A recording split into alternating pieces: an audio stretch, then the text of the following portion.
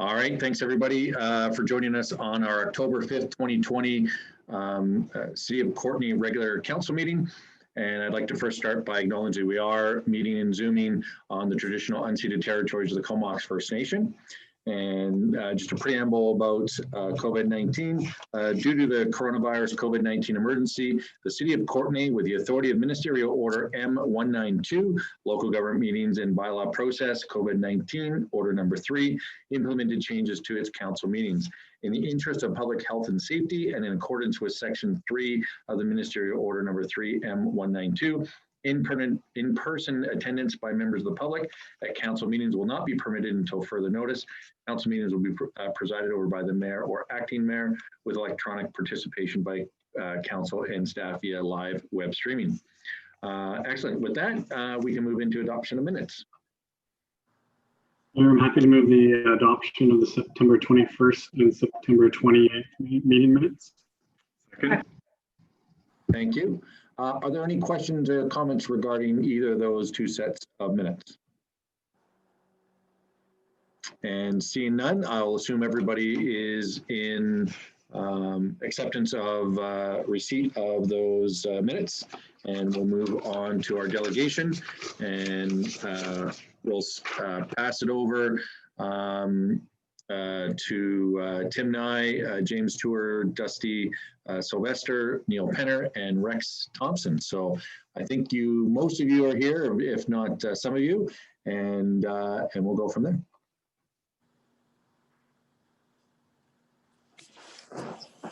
Great, Tim, this is James speaking. Did you want to just quickly give an introduction to the delegation, and then I can step in and help council out with a very brief presentation of the plan? Okay, all I really have to say is that James is the architect who did the planning for this project, and he will be leading the presentation. Neil Penner is the engineer from McElhaney, can answer any engineering questions, and Dusty Sylvester is from Current Environmental, and he can answer any environmental questions you may have. And I'll just turn it over to James now. Great, Neil, if you wanted to screen share the plan, that would be great. So good afternoon, your worship and members of council. It's a delight for us to have this opportunity to speak in front of you on behalf of my client. A little background on myself. I'm a landscape architect and an architect, and a few years back now, I worked with the city on the Arden local area plan, so the Arden Corridor local area plan, and my clients found me vis-a-vis that planning effort after their first application was turned down by council. And I have to say they've really given me free rein as a designer to come up with a truly creative solution. And I'm trying to keep in the spirit of the official community plan as well as the local area plan, which was really a community effort of getting a vision for what future development may look like on these sort of edgelands in the city of Courtenay. The general overall concept of this plan is to create sort of an integrated, very livable and affordable neighborhood. I know council had desire for multifamily to be integrated into this site, and we have done that. We're also very sympathetic to the local area plan and also the nearby residents. So the concept of this plan is to create density that creates also affordability and livability just by the nature of the design, but also to fit in with the existing single family neighborhoods on the edges of this. So we've done that by introducing some what we call as planners, it's very technical speak, typologies. Essentially, we're crafting building forms that resemble single family homes in the scale, that fine grained scale of small single family homes, but have shared walls. So there are townhomes in threeplexes. We have another typology we call a manor home, which is essentially like a townhome, but it's designed on the exterior to look more like a single family residence. And we do that by not having a symmetrical design, tucking porches onto the sides. The majority of what we call product as a developer, which is really the housing that we're producing here, is alley loaded, meaning that you can have vehicular access from the rear, which frees up the street to have front porches and not garage doors and feel much more like a small town rather than a suburb in, say, a larger city. And that also allows the lots to be much more narrow. It allows the streets to be much more walkable. So we think we have a very beautiful design. We think it'll be a benchmark for future infill developments in Courtenay. Courtenay being having a very natural setting, we've spent a lot of time studying the site, doing an analysis of the environmental constraints on the site, respecting the stream corridors, the wetland setbacks, and we also mapped out all the existing trees that have sort of any substance to them that we would really want to save. And so we've worked the design around all these constraints.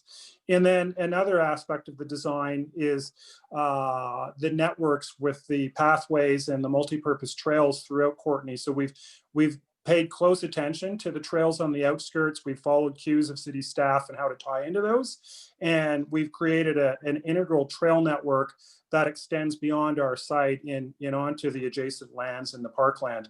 So we feel like this will be a very interconnected neighborhood, which basically promotes people getting out of their cars and walking and riding bikes, living a little softer on the land. And I think we all know from this COVID experience that people are really yearning for that sort of experience as well.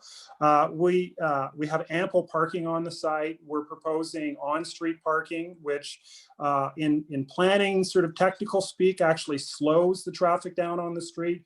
When the streets become a little bit more narrow from parked cars, when they're straight stretches, people tend to drive a lot slower than they do where the parking is off of the street, and it makes use of that asphalt as well. We're terminating the traffic with a small roundabout with some green space, and we do have a cul-de-sac with the houses lined around it, but not with garage doors that you would see in a suburban setting. The cul-de-sac has front porches on it in smaller cottage style houses. So it really has sort of this character of being a small town, perhaps being built in the 1920s when, of course, Courtenay was in its first heyday of being a real pioneer city in Vancouver Island. We have a developable area of about 6.2 acres. We have 15 townhome units and 2 duplex units, and included in the townhome units would be these manor homes. And I call the single family village homes because they're on 33-foot wide lots. Some of the lots are 100 feet deep or even a little bit less than that. So they're very cottage-like, but I know as being an architect and crafting small homes, it's certainly ample land and it gives people a great opportunity for gardening as well. They don't have to have as much lawn area to maintain, and they can really focus on the beauty of their site. So that gives us a net density of about 6.3 units per acre. And just as an example, typical suburban single family net density comes in around 4 units per acre, and very high density packed in townhome units, which are on their individual parcel site, typically come in at about 12 units per acre. So we're kind of this, I'd call it a tweener density. So we're still pretty soft on the land. So I think that's probably enough of an overview. And I'll let the rest of the team kind of chime in if they want. And then we're certainly available for questions on this. We know your time is very valuable, so we wanted to kind of give you the overall picture without spending too much time on the details. All right, thanks for that. And I'll turn it over to council if anyone has any questions regarding the delegation.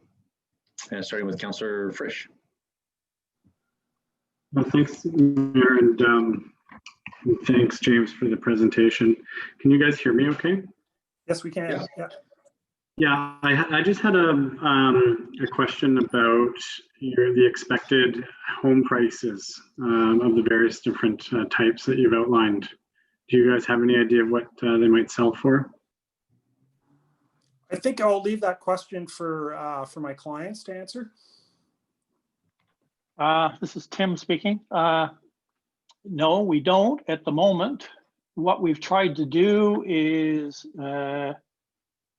keep them fairly small for the most part. So that would reduce the price and put them on small lots. But we're too far away from the detailed design. And what would really happen is that given this being approved, it would be serviced and subdivided, and the lots would be sold off to builders. And the builders would actually, they're the ones that know what the market is looking for, what the local market is looking for, and it would be up to them to design within design guidelines, the individual units, and determine a price point. Let me just add to that briefly, if I may, as being sort of a designer integrally or intimately involved in the design of communities like this. And it's an excellent question. I know affordability is on everybody's mind these days, including mine. I've been through a divorce, and you know, I have a price point for what I can afford myself. So you know, I do feel people's pains with rising home prices, which is certainly spilling over from the Vancouver market into the Vancouver Island market. So the first sort of, I guess, wall of defense against climbing home prices and things being so affordable that our children can't afford homes is to design smaller units on smaller sites. So by having very small pieces of land, we're keeping the cost down on that. The servicing cost is shared over more units versus larger lots. And then by having small lots, the builders don't actually have the capability to build the larger houses. They do have to think a lot more about innovative design. And I do know with these small lots, you'll probably end up with 1,800 square foot homes, maybe a little bit larger than that on the high side. But with the good design, you can certainly get very, very livable unit with a gorgeous backyard and front porch and front yard, and being an affordable price point.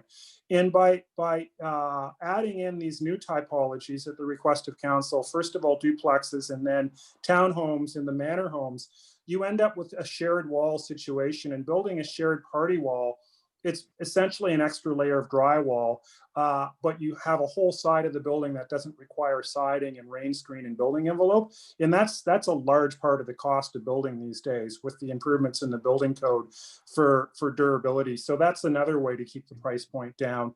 And then the last thing that I should mention is we've made it possible for people to have carriage homes in the rear, which would be essentially units above garages. And that, well, they can't sell those independently. It certainly helps them get a mortgage on these things. And it also creates affordability in the rental market. I know from my early days of living in Whistler in the 90s that suites and secondary suites really do play an important role of providing homes for young families and couples, and who are right out of school, maybe right out of university or high school on their own and working in the trades. So I think that's an important aspect of this design too. So it's important to think about affordability, both in terms of rental as well as purchase. So those are the kind of things that we've really thought about crafting this plan. And it would be great to have a crystal ball to say what the market will bear. But I think essentially what will happen is market economics will happen and play. And I would assume that this development with the smaller lots and the smaller unit sizes will be on the low end of the price point scale compared to many other probably up and coming developments in Courtenay. Yeah, that seems to make sense, and I appreciate the information. I'd also just like to say how impressed I am with how hard you worked to design to the local area plan, and you know, the respect for the natural setting is quite impressive. So thanks for that. Wow, thank you very much. That's a great compliment. Excellent. And Councillor McCullum. Thank you, Mayor. And thank you, James, for the presentation. I find it's really helpful for both myself and council to have the opportunity to ask questions when these kind of larger developments come before us. So I really appreciate the opportunity. I'm also enthusiastic about some of the aspects of this development that I see. I really like how well the riparian zone is preserved, and that added protection as well as designation for some park space within the development. I think that's great that it has both components, because of course, while they're both considered green space, they're quite different in how they function. I also really like this emphasis away from having car storage at the forefront of the neighborhood and rather street design and connection with neighbors. That's something I would love to see more of going forward. So happy to see that. My question is just around how this development is going to work as I mean, assuming that it stays in the current form and proceeds. Is it going to be a bare land strata? Because there's a mix of townhouses, which I understand are a different form of strata, and then we've got single family homes, and I'm not totally clear on how that would all work. I think I'll give the floor back to Tim on that question. And I know we've been doing a lot of thinking about the technical aspects of subdividing this. So Tim, do you want to weigh in there? It would be a bare land strata, yes. That means the roads within the site itself will all be strata roads maintained by the strata corporation, and the individual lots are governed by the CD zoning and what can be put on those lots, and builders are going to have to adhere to that, and we will also have design guidelines so that the builders will have to adhere to that. Now, when it comes to, say it's a triplex, each one of those, of the 3 units, would be a individual strata lot, bare land strata lot.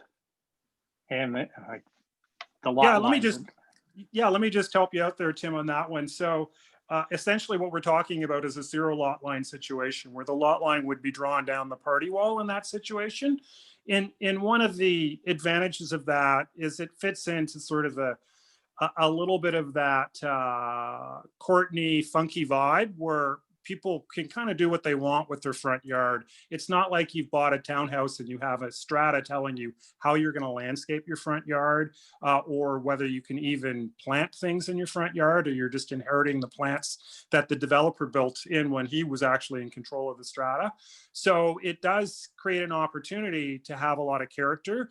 And I had a great professor at the University of Oregon. He had a great saying.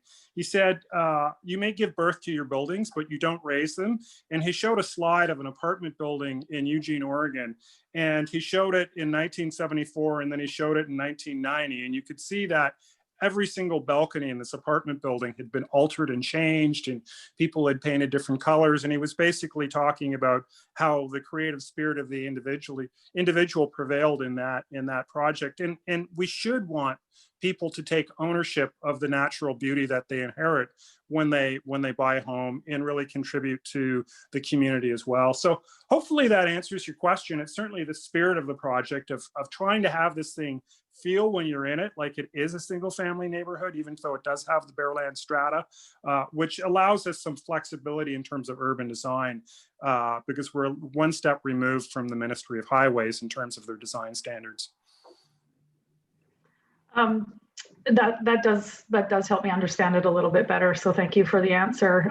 The other question I had was just around, there's been a fair amount of information provided to council around the design for these types of homes, and I really like the look of some of the examples that you've provided, and I'm curious how restrictive it will be for builders to adhere to the type of designs that are shown in this versus what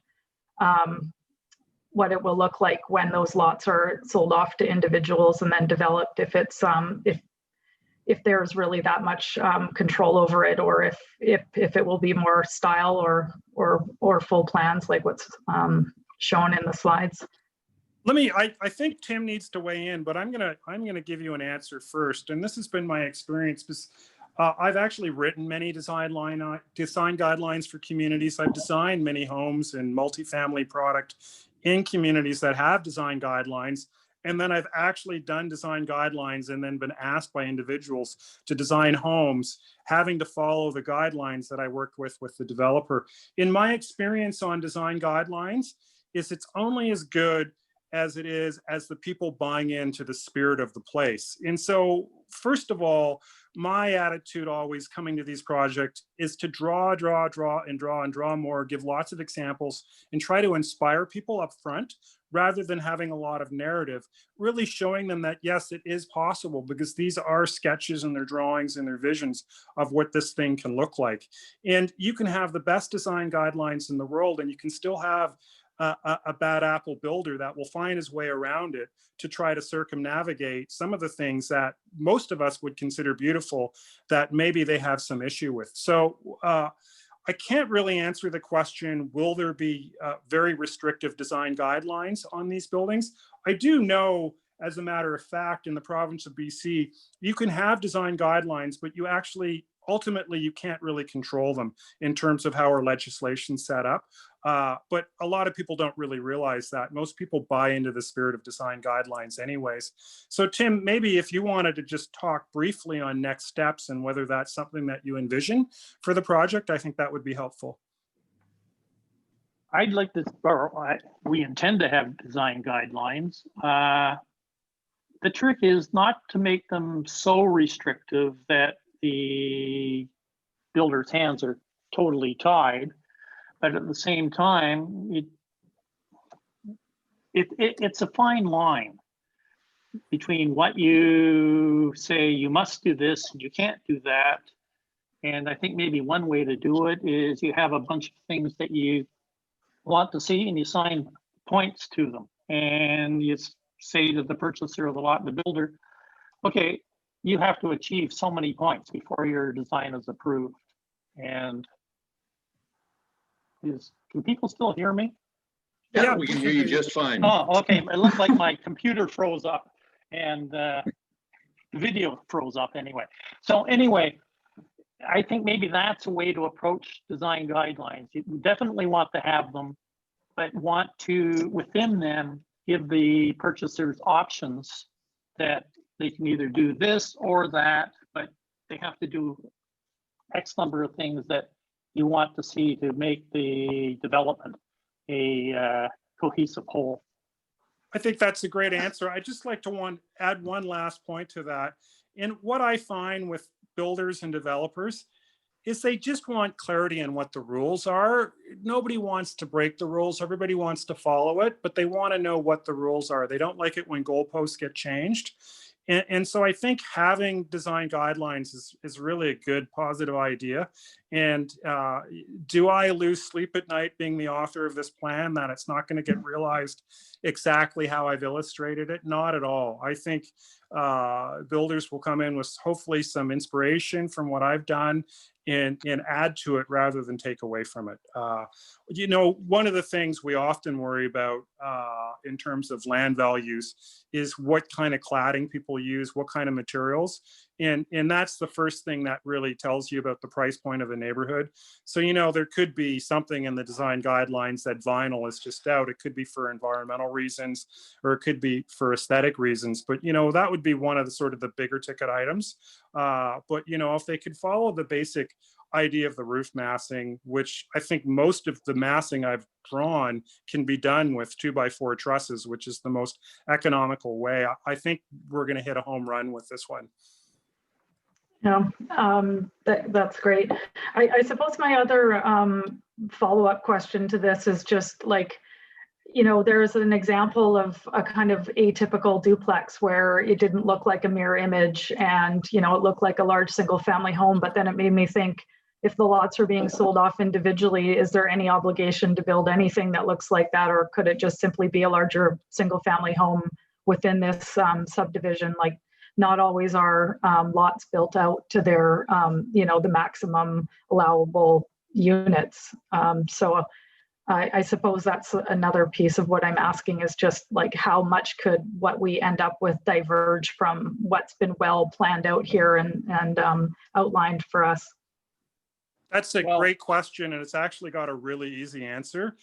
The cost of land is so expensive, and the value of the land today is in your entitlement to build a dwelling unit. It's not how big the site is. I find 10-acre sites are not much more expensive than 1-acre sites. A 33-foot wide lot in Vancouver might not be that much different than a 45-foot wide lot. And the duplex lots, what you're actually looking at with the duplex is two individual bare lot stratas with a party wall in between them. So a 0 lot line condition. So if somebody was wealthy enough, theoretically, they could buy both parcels and put one house on it. But if they're going to do that, they're not going to be building their house here. They're going to be building somewhere else. And I think that would be an easy thing to put into the design guidelines, is you cannot actually amalgamate lots and bring lots in and remove lot lines. That would be an easy thing to put into the design guidelines to ease those fears. I do get that. You know, it would be a shame if somebody bought the manor house, one of the 3 or 4 manor house sites, and just put like a big mega home on it.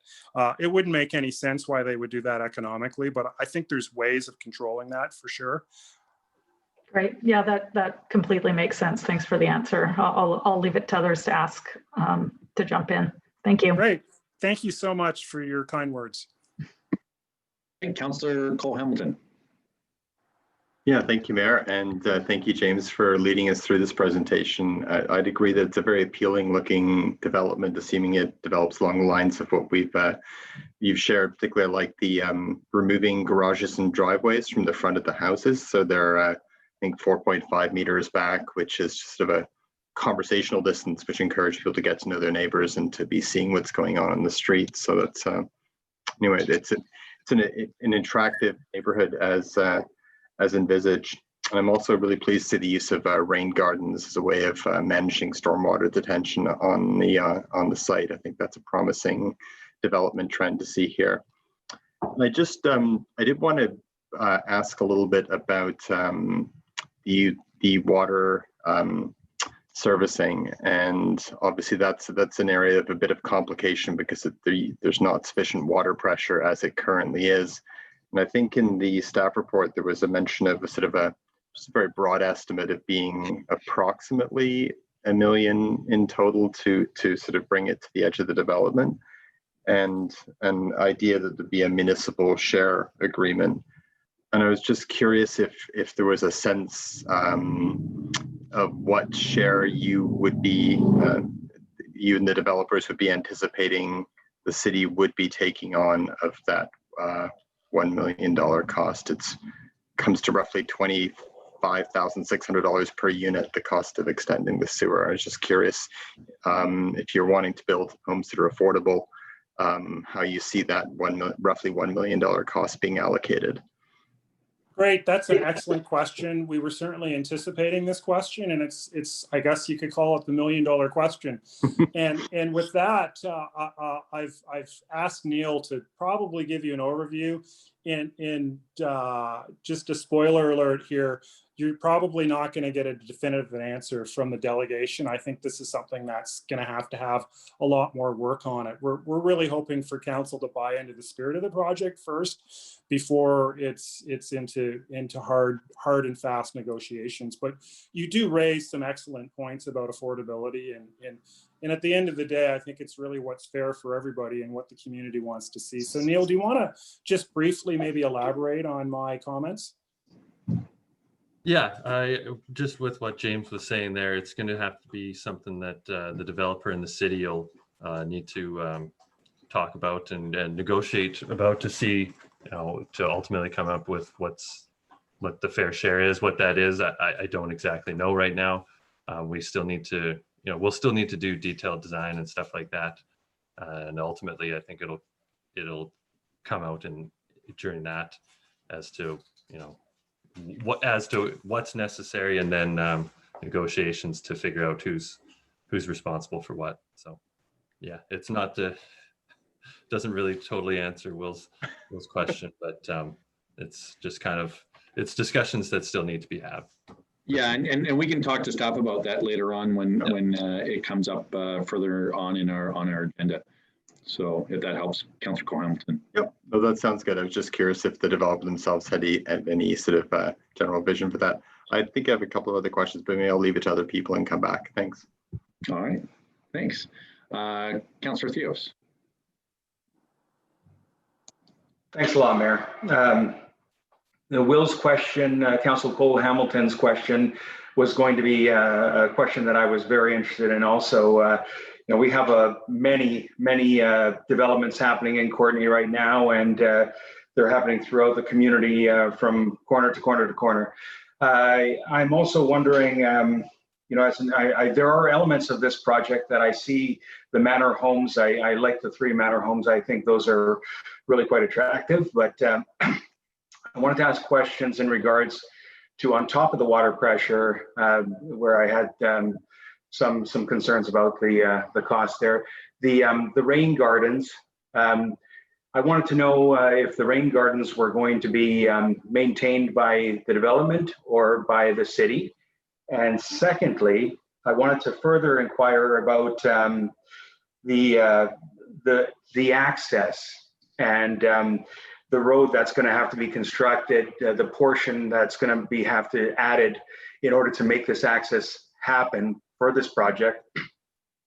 I wanted to know again who's going to be carrying the burdens of those costs, and additional to that, the bridge that was being proposed, who's going to be paying the costs of that bridge? If you can provide some answers for that, I would appreciate it. Great. Well, I'm going to just start with the rain gardens because I think that sort of falls more in the design category. The way we design rain gardens is really about making them sort of bulletproof. If they're designed well, they're going to need a whole lot less maintenance than a typical storm sewer. Since this is a bare land strata, I can only assume that this burden of taking care of these rain gardens, which I don't think will be really a big burden anyways, I can't imagine how that would fall on the city of Courtenay in this situation. But Tim, if you want to just weigh in on that. And then the cost of the little bit of extension to Copperhead Road, as well as the bridge, I think that's sort of a Neil question versus a designer question. So I'll pass that question along to Neil. Okay, this is Tim. As far as the rain gardens go, anything within the, I guess it doesn't actually show the strata boundary on the plan. Well, it's not visible enough at that scale to be able to see it, but anything within the strata boundary would be maintained by the strata corporation. So that applies to the park and the rain gardens, and also the stormwater retention pond on the, I guess you call it the east side, the right-hand side. As far as the road goes, we've always anticipated that that would be the cost to the development, the extension of Copperfield Road and the bridge across the creek. It would be on city right of way, and it would be constructed to city well, it would be on Ministry of Environment, Ministry of Transportation and Highways right of way, built to city standards and maintained by the Strata Corporation. Now, I may be wrong about the maintenance part there. I can't remember. I've got too many things going through my head. But anyway, it would certainly be constructed by the developer. Thanks for the answer. Okay, and one thing to keep in mind, I know this isn't supposed to be a negotiating session, but since we're faced with that, it gives us less money to put into the extension of the water system. So anyway, that's it. Okay. And Councillor Morin.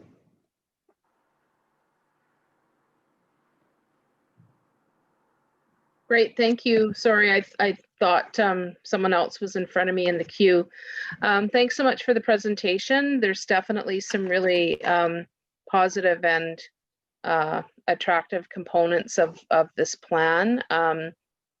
I do like that the riparian zone allowance has been expanded in most areas. I did have a question about the area where it is less than the 30 meters, which I believe is around the entrance to the site. And so one question is what is the actual distance there? I don't remember reading it. I just remember reading that at the entrance to the site, the road access, that it was less than the 30. So that's the first question, and then I have a few more. Great. Well, I'll start with the setbacks from the wetlands. This is actually more of a Dusty question. We did have to impact a small area of wetland to get into the site. There was no other way to do it because I believe that wetland sort of crosses onto the road right away. So Dusty, do you want to just weigh in on the impacts at the entryway there? Yeah, absolutely. Can you guys hear me clearly? Yeah. Okay.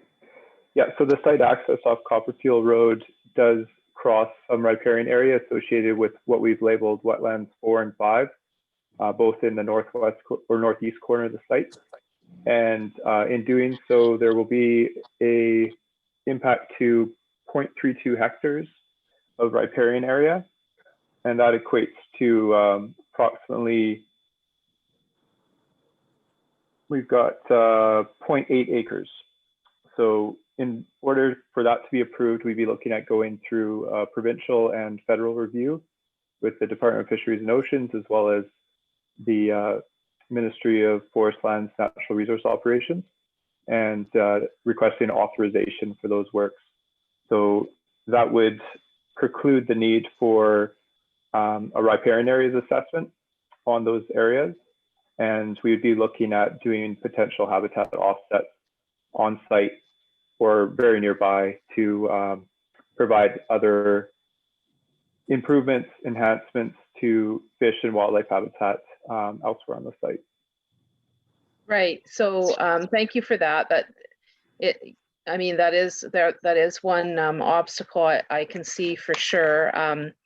With obviously, this is a really, really important salmon bearing area. I noted that the environmental groups have been doing their assessment there and have seen coho salmon, and you know, it is something that we really want to be careful about. And yeah, there may be some ways to like you say, enhance other areas, but it is an important consideration for sure. And then another question was around, well, I did hear a comment that there's a few things that could be improved in that area, specifically around enhancing the salmon habitat, replacing a culvert was mentioned, et cetera, or maybe looking at more of a natural infrastructure there. Before I get to my last question, these two are kind of combined, and there were quite a few comments by neighbors around, you know, this will probably be family oriented and perhaps not a lot of amenities for children in terms of playground area or even kind of gathering space. I mean, I understand folks can, without cars in the front, you can access your neighbors in that way, but in terms of community garden space or playground area for children, or even adults for that matter, is there anything you can say about that? Is there any flexibility there in the plan for incorporating that type of feature? Yeah, let me weigh in there. My daughter's 15 now, so I do know what it's like having a toddler and somebody who's in elementary school, and I do know the joy simple things like swing sets bring to children, and they really are our future. So the small park we have is small, but tot lots don't need a lot of space. They don't need large areas. This is a small site with a bit of a higher density to make it affordable. So it's not one of these suburban sites where we could offer playing fields, for instance, for outdoor recreation. But I do believe that the design intent of this small park is to develop that into a tot lot where there is some amenities for moms and their kids, and for dads for that matter as well. And then that park is next to the circular cul-de-sac. That area, in my mind, would be filled with kids playing road hockey and things like that. There's basically zero traffic there. There'd only be 2 garage doors out of the 7 or 8 homes around there that cars would transfer through there anyways, because the village homes on the east side are alley loaded. So I would see that as being this area where kids can get out, and many of their activities actually require asphalt, unfortunately, versus lawn. So there is an opportunity for that. You bring up an interesting point about community gardens. It is a tight space, and we don't actually have community gardens in here, but this is certainly something that you could put into your comments regarding how this rezoning application moves forward. So I think there is some flexibility on our point. Maybe I'm outspeaking, being a bit outspoken for the developer, but I do think we have some flexibility on sort of the more detailed landscape architectural elements of the design to truly make it something for young families, because I think that's who's going to be inhabiting this neighborhood ultimately, is younger families and probably some single folks as well.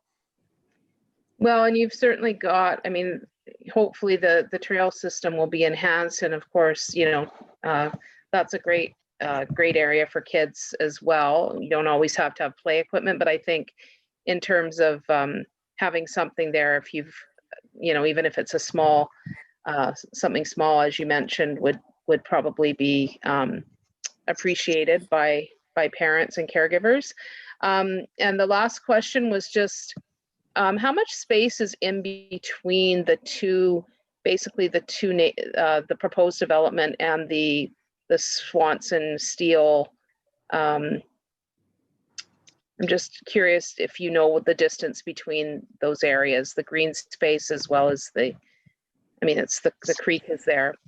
Yeah, I think looking at how the much map, of a buffer is there basically of green space in between? There's quite a bit. Looking at the map, you know, obviously the width of this green corridor varies. It's tightest where the trail crosses, and the lots are about 100 feet in depth. So I'd say we've got about 150 to 170 feet of depth there. So it is quite a bit.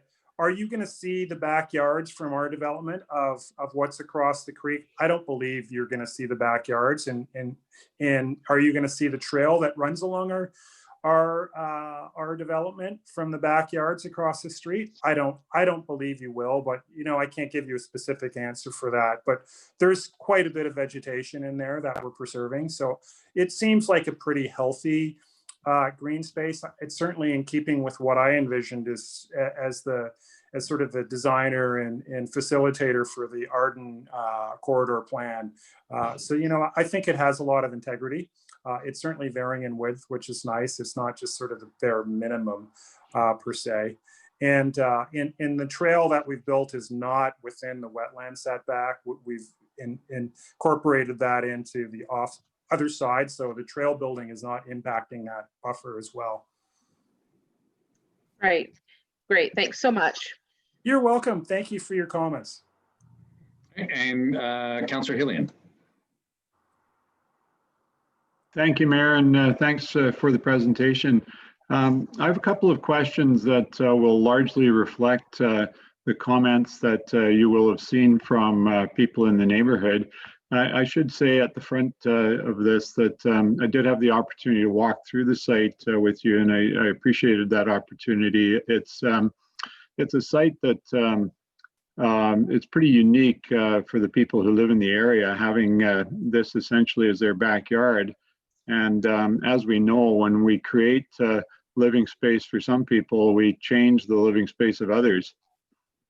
So you will have seen the comments that have been made about the loss of neighborhood values for people on Copperfield Road in particular, and their concerns about traffic as well as a loss of habitat. I'm not sure to what extent everybody's aware of the stream management plans and such, but I wonder if first, Dusty, if you could just comment on the habitat preservation that is intended to go on here and the overall impact of this scale of development.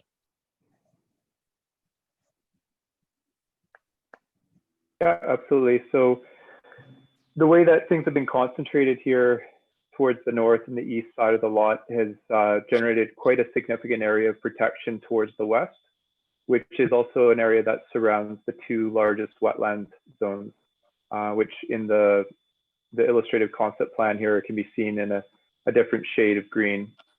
So in addition to the 30 meters under the local area plan, there's additional protective areas that have been applied in the zone where the trail will follow. And that is also going to be a net improvement over the existing trail that crosses the property. It's something that is not formal. It's not a formal trail, but it is used quite widely by the local populace. And that currently cuts through a significant swath of the riparian area and right up to the edge of the wetland in places. So by realigning, removing that outside of these more sensitive areas, we'll be creating a situation where there's more integrity for those zones right off the bat. So that's one aspect to consider when we're talking about local neighbors. Formalizing that path a bit closer to the northern edge, the MOT right of way, as well as the existing crossing off of the Swanson Street development, heading due north, basically away from the creek, is another method of reducing the overall impacts, where if the trail was kept closer to the creek, we'd be seeing more encroachment into the riparian area. So heading that crossing immediately perpendicular to the stream is going to reduce any impacts there. We also, I think it's important to note, are going to be applying biological considerations to stormwater management, not just in the form of the rain gardens, but also in the detention ponds. So my hope in involving myself with the engineering of that feature will be that it'll have a biological function, not just stormwater management. So we might be looking at vegetation that's capable of detaining contaminants, retaining water for longer periods, and allowing for a slower release that would have an overall smaller impact on the stream immediately adjacent. Those are just a few considerations. There's also recognize that there are a couple of species at risk, some blue listed species on the property by way of the wandering salamander, red-legged frog, amphibians. And so the areas of wetland as well as the surrounding riparian that have been provided for the overall development will certainly provide those species with some added protection as well. And then any compensation measures that we're going to be looking at down the road, depending on our conversations with the federal and provincial sides, would be looking at taking the information that's been gained through work with the local stewardship group, the Lark-Piercy Watershed Stewards, recognizing that there's specific limitations to fish productivity in this reach, and tailoring any offsetting or compensation to directly improve those situations that are that have been identified. Thanks very much. Second question, I know this will be something that we'll be able to follow up with our staff later on in the meeting, but a lot of people have made comments about the lack of pedestrian and cycling infrastructure, inadequate intersections where the existing communities connect to arterial roads. And the added stress that a development like this will put on their neighborhood. James, you mentioned kids playing hockey in the cul-de-sac, and some of the people on Copperfield are concerned that their kids will no longer be able to play hockey on the road because of the traffic. And I'm just wondering what your sense is of that issue, how the impact of increased traffic will be on the local neighborhood.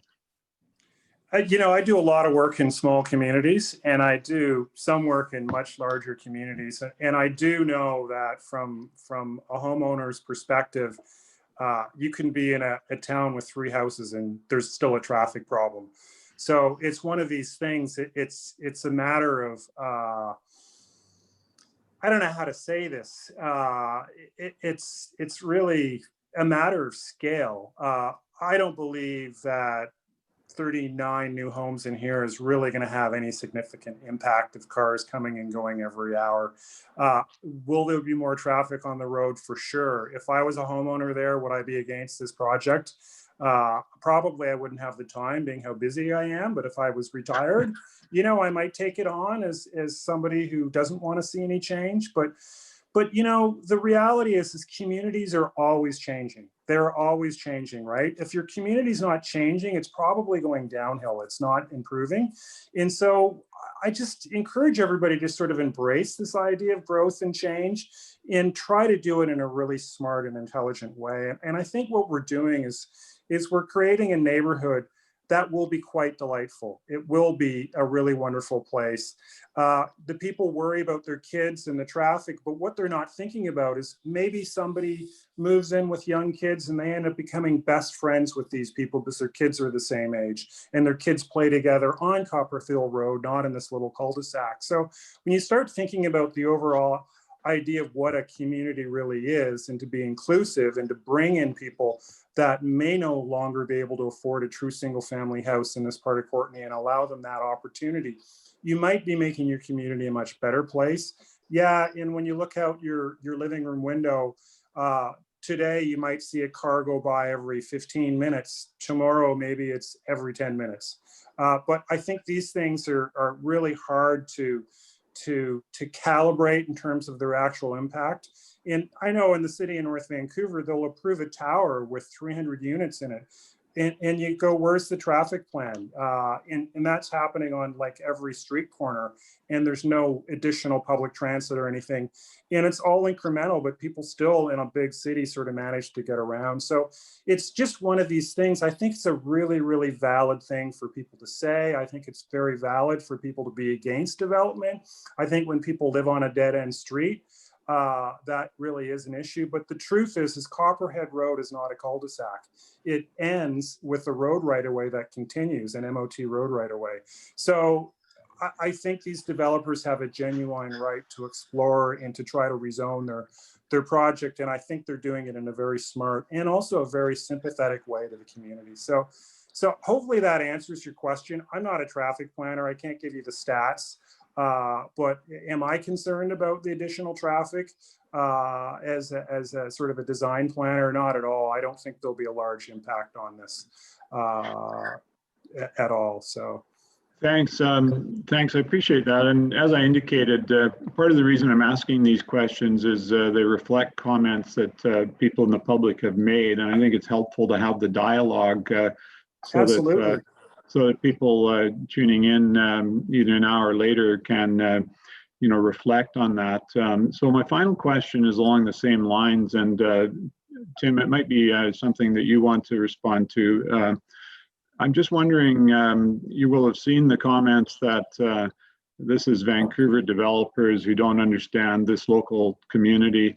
I'd be interested in your response to that, and I'd also be interested to know if for some reason this development, which I'll agree looks very livable and very desirable from a number of aspects, if for some reason it doesn't go ahead, what would be the alternative possibilities for development in this site, given that it's pretty unlikely, as some people suggested, that you're going to give it to the community to stay untouched in perpetuity? I don't know if there are any alternatives. To develop the site, there are upfront costs. So density has to, a minimum density has to be achieved. And it's either that or right now I think you could put 2 lots on it. And you're not ever going to get enough money out of 2 lots to build the entrance, let alone extend servicing into the property. So I don't know that there is another alternative to something like this. And as far as being big city developers, I don't like a lot of the development that's going on in the big city right now. And I'm fortunate to be able to live where I live, and it's a very, very special place. But if I weren't living where I am now, I would want to live in a place like this. And development comes down to scale and texture and environment. And if you can provide for a human scale and texture in the facades of buildings and so on, it's not going to be any. It's going to be different, but not different in terms of scale and massing and so on from the surrounding development. So, and also this development, this area is going to be probably not going to be visible from Copperfield Road and the other developed areas. But you walk the site, it's very dense in there. And it will provide quite a bit of screening. This is going to be a little enclave off by itself. And I don't know that the people, once the construction is over, will even know it's there. Thanks very much. Excellent, thanks. And Councillor Frisch. Yeah, thanks again. I just had a quick question about sort of that that community-minded development idea that you've seemed to have taken into account. And so, because it's a bare land strata, I wonder what the possibilities are for this to end up as sort of a gated community.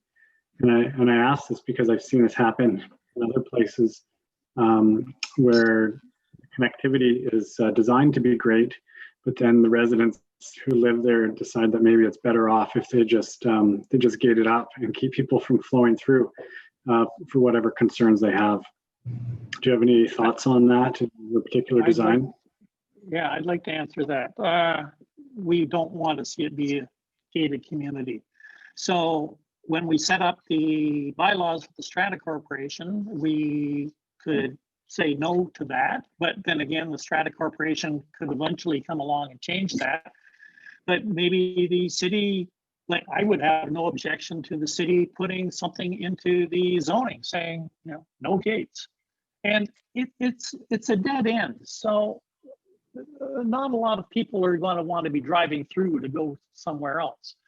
It's going to be a pretty quiet place. But I can't see any barriers at all. I wouldn't want to see any barriers at all. And you know, when we get into the detailed design, we can find a way to make sure that that doesn't happen. Well, thanks. It sounds like we share the same sentiment. There are other developments such as the commons. Is it Creekside Commons? And it's very open to the public to walk through and enjoy those lands. So I really appreciate sort of that mentality. Thanks. Right. I'm just gonna give my 2 cents worth here too, kind of on. I guess it gets to the comment about the big city developers, and I'm very familiar with Creekside Commons because we held quite a few meetings there when we did the Arden local area plan. And when I was doing that plan, I was living on Bowen Island. I'd been on Bowen Island since 2005. And that's very much a small town, much smaller than Courtenay. So the beauty of these clients is they really have given me the torch here to create the vision. They don't have egos at all. They're just kind of looking at how do we deal with this piece of land? What's the best use? And who's the best person, guy or gal, to do the plan for us? And so I think this plan has been crafted really in the spirit of Courtenay and the spirit of living in a small Vancouver Island city. And when you actually get into the neighborhood plan, it's not very city-like. It's much more island and small town-like. So I do think there's a real vision to have this little neighborhood have a lot of character and a lot of fine grain and scale that you wouldn't see in, say, a Langley suburb or the outskirts of Chilliwack or the outskirts of, say, Nanaimo or Duncan or something like that. So it really is tailored for the environment and tailored for sort of the ambiance of Courtenay. Courtenay's one of the nicest cities, I think, in Canada. It's a beautiful city. It's a real gem.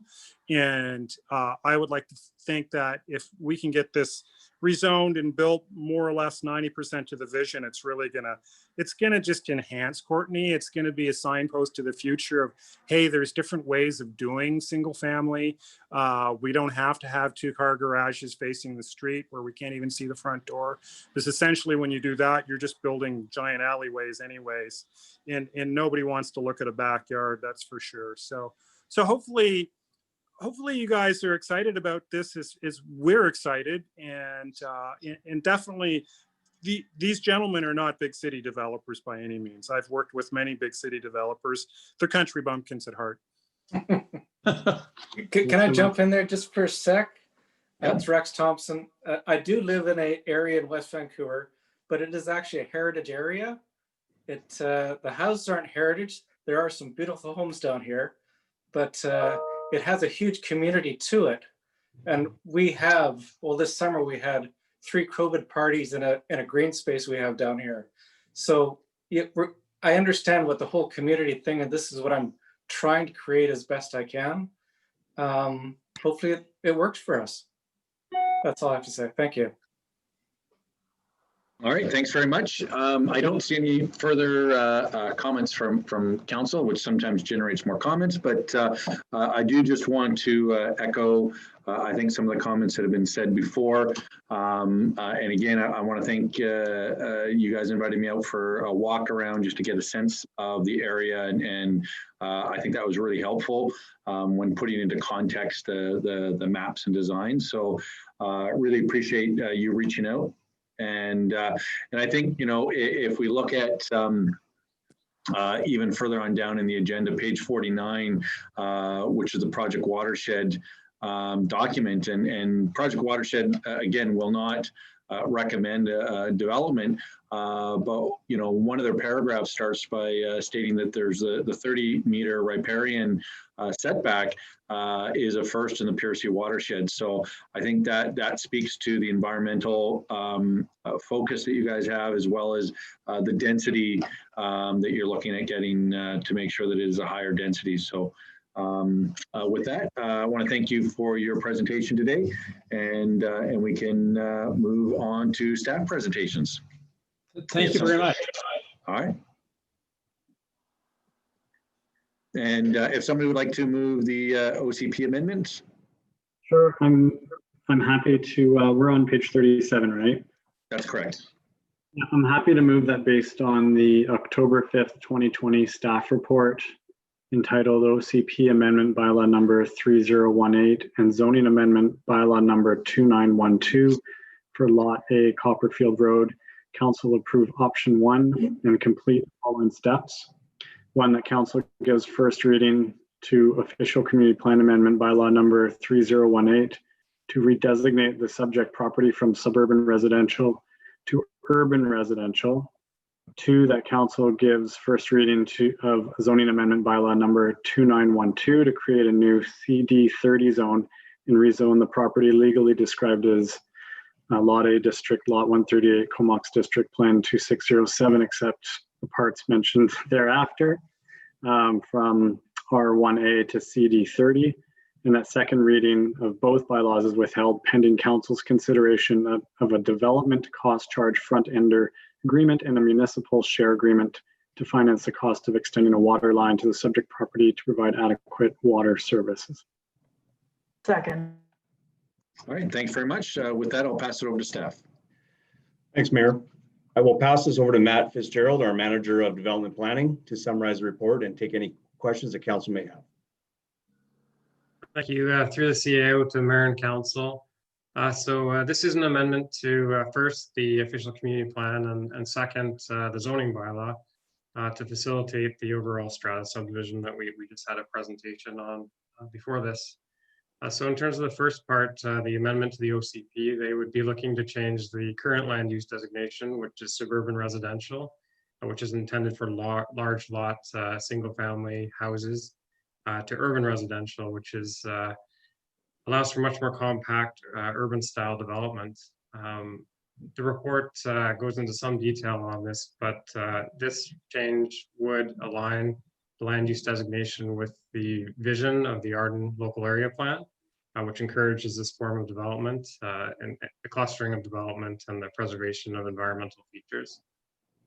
The second part of the proposal is an amendment to the zoning bylaw. So again, as stated, currently it's a large lot residential zone, and the idea would be to rezone it to a comprehensive development zone, which would cater to this specific proposal and the specific land uses that they're proposing within that proposal. Alternative public information meeting was held in support of this proposal, with many comments submitted opposed to the development, citing concerns with the use of Copperfield Road as the access, environmental protection, and inconsistency with the overall character and form of development in the area, among other concerns. The report details deficiencies with the existing water service to the property, which needs a relatively substantial upgrade from what we preliminarily understand in order to have adequate water pressure for fire protection. So again, should council proceed with the bylaw amendments, so the next step would be for the applicant to initiate what's called a municipal share agreement, whereby they would be requesting that the city provide funding for some or all of the upgrades to the service to facilitate the development. As part of this proposal, also staff have concluded that there aren't any immediate plans or funds set aside for such an upgrade. So I guess as part of a municipal share agreement, we'd have to look at reallocating funds and replanning for how this facility could be constructed. This proposal envisions many of the ideas and the policies in the local area plan. And for that reason, staff are recommending that we give it first reading tonight. And then the bylaw would return once the municipal share agreement has concluded, and we could then consider second reading. With that, I'll take any questions. Excellent, thanks very much. And Councillor Theos. Thank you, Mayor.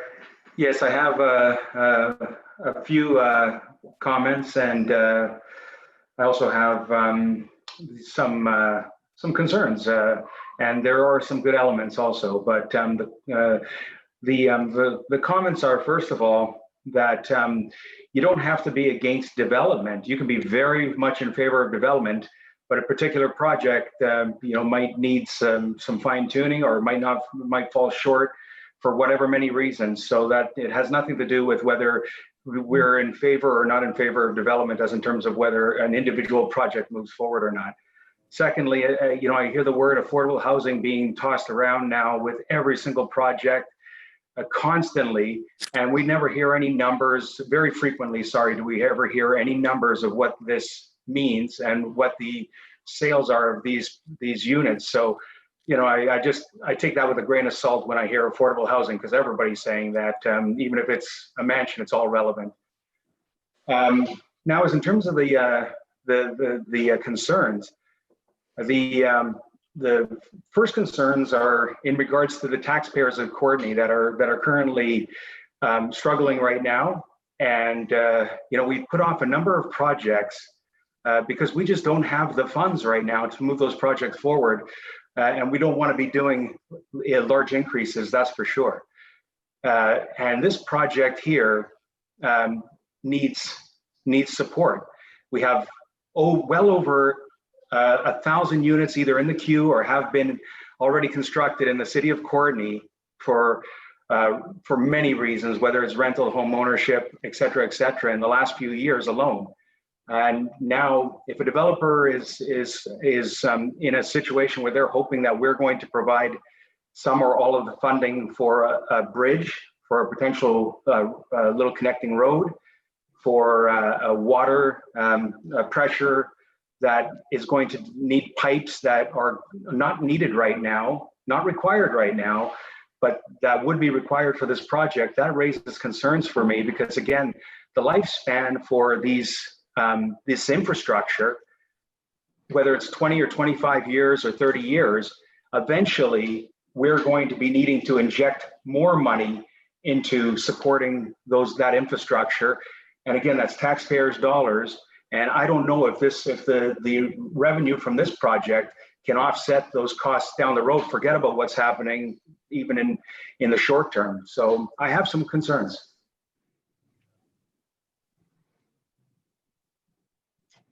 Okay, and I don't know if staff have any responses at all, but if not, I can move on to the next speaker. And that would be Councillor Frisch. Well, thanks, Mayor.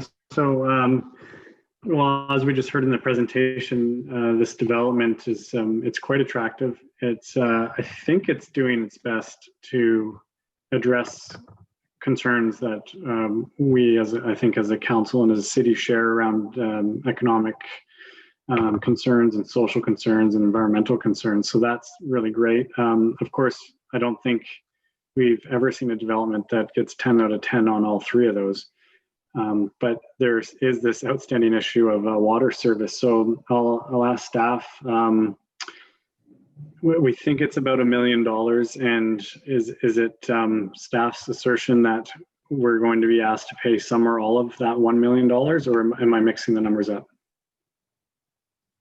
Yeah, thanks for the question. Through CAO to Mayor and Council. So my understanding is the city would be providing a credit for the DCC, the DCCs that the developer would otherwise pay for the project, as part of this project, and that the city would then be required to pay the rest of it.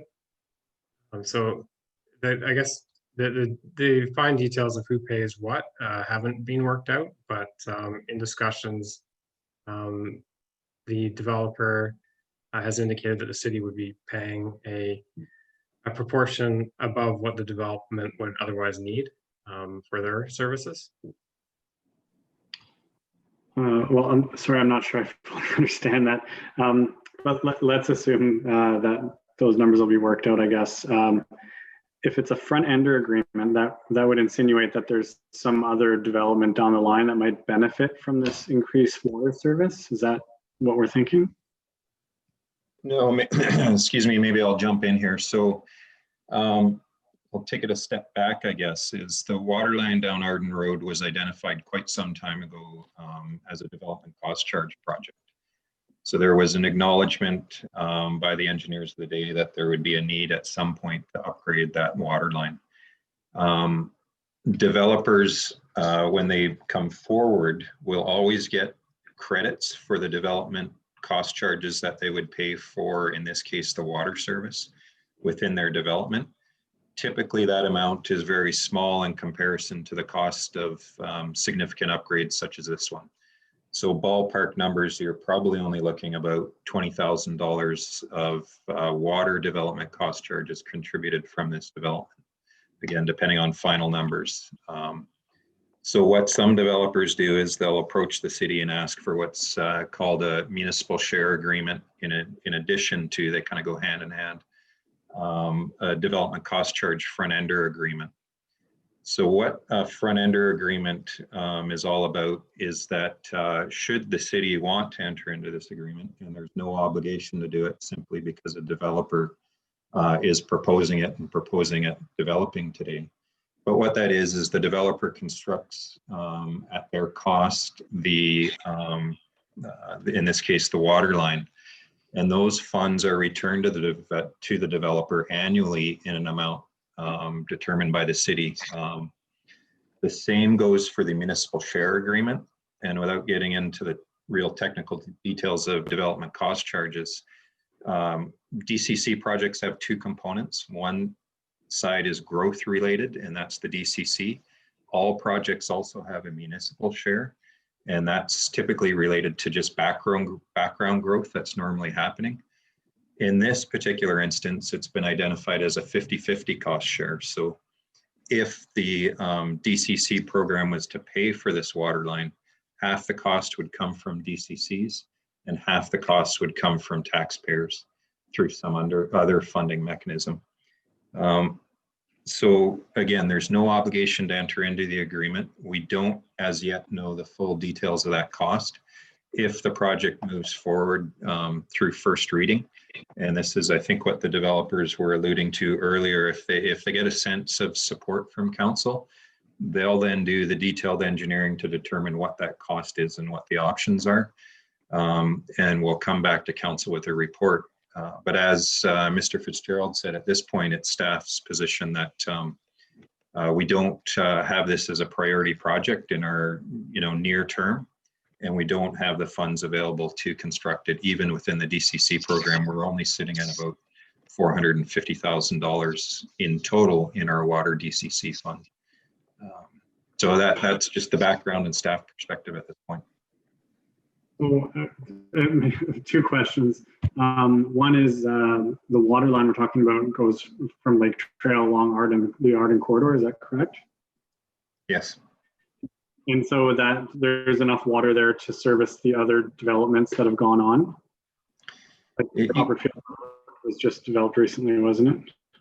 Yeah, so without getting into the real technical details of it, there's different pressure zones along the Arden corridor, and what those pressure zones, and Mr. Shaw can jump in if I get this wrong, but typically what we see is as elevation goes up, you need higher pressure service, especially for fire flows. So this area, and it happened with the adjacent development, which is Copperfield Ridge, the name it goes by, they had to install new infrastructure in order to get those pressures into their later phases as they got up the hill. That's the same situation we have here. Other developments that are further down Arden Road and on the lower side of Arden are in a different pressure zone and don't have that same challenge. Okay. And so the other question is, why would staff recommend we go ahead with first reading if they're at the same time suggesting that we just don't have the money to do this and maybe it's not a good idea to proceed? There's two reasons, at least from my perspective, for that. One is the developer can still at their cost determine whether it makes sense to construct that project in relation to their pro forma for their development. I don't know whether that's the case or not. That would be up for them to decide. And secondly, it may be worth rezoning this property for development at this stage, knowing that the water supply isn't there today, but will be at some point in the future. And then, just gets the site ready for development when the water pressures are there. And that, again, that would be a council decision whether you're comfortable doing that or not. Yeah, that does actually make sense. Although I'll just state on the record, it would be a tough sell to the public to say that we're spending $1 million to enable one development to happen. So, thanks. All right, thanks. And next is Councillor Elaine.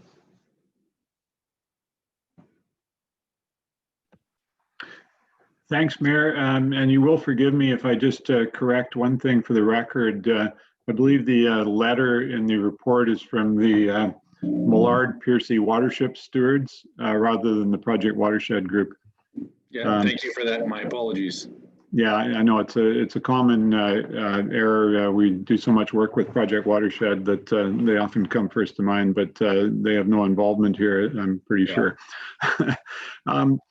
So I think one of my concerns is the local infrastructure, and I think some of the people who expressed concern about this proposal, which I must say I do like this proposal. There's a lot of things I do like about it, and I agree with what's already been said. That I think the developer's gone to some length to make it fit both the values and the area.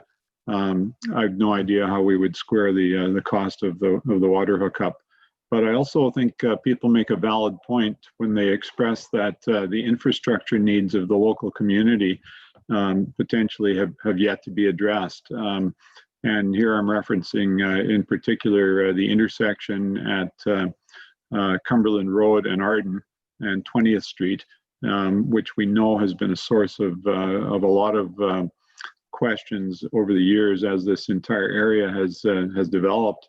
So I'm just wondering if, well, I'll also add to that, we've had lots of questions about sidewalks and safe access for kids going to school, a lot, and the challenges of creating that sort of infrastructure along Arden Road, not to mention Lake Trail. So I'm just wondering if staff could let us know if there are any plans in the works right now to do any intersection improvements in that area, or to upgrade any other infrastructure in these neighborhoods that would benefit local people who get understandably concerned that a new development would add increased pressures to what they already see as a challenge. Mr. Kushner? Thank you, Mayor. Maybe I'll jump in here. So over the last couple of years, there have been some minor improvements to that intersection. Council will recognize that some of the orientations and the stopping has been improved. Very small minor improvements. In the Transportation Master Plan, this is a project for a potential roundabout or some sort of control mechanism, but it's in the long term. So in the long term, that means up to 20 years. One of the issues that we have in that corridor, like Lake Trail, is that there are open ditches that are left over from the Ministry of Transportation and Highway development. What that means essentially is that there is a center line and the two fog lines and an open ditch. So there's really not enough room to put a sidewalk in. And of course, to put a sidewalk in with curb and gutter, you need a storm system, which increases the cost exponentially. So I hope maybe that a little bit answers some questions. Thanks very much. I think Mr. Buck wants to add to that. Yeah, just to add to that, in regards to Arden Road in particular, through the local area plan process, the community did identify that they wanted to keep that rural character. And at least at that time, there was no desire to convert that to curb, gutter, and sidewalk. Whether that perspective has changed, perhaps that's the case, because we do hear fairly regularly the desire for sidewalks. But at the time that plan was done, that was the position of those who participated.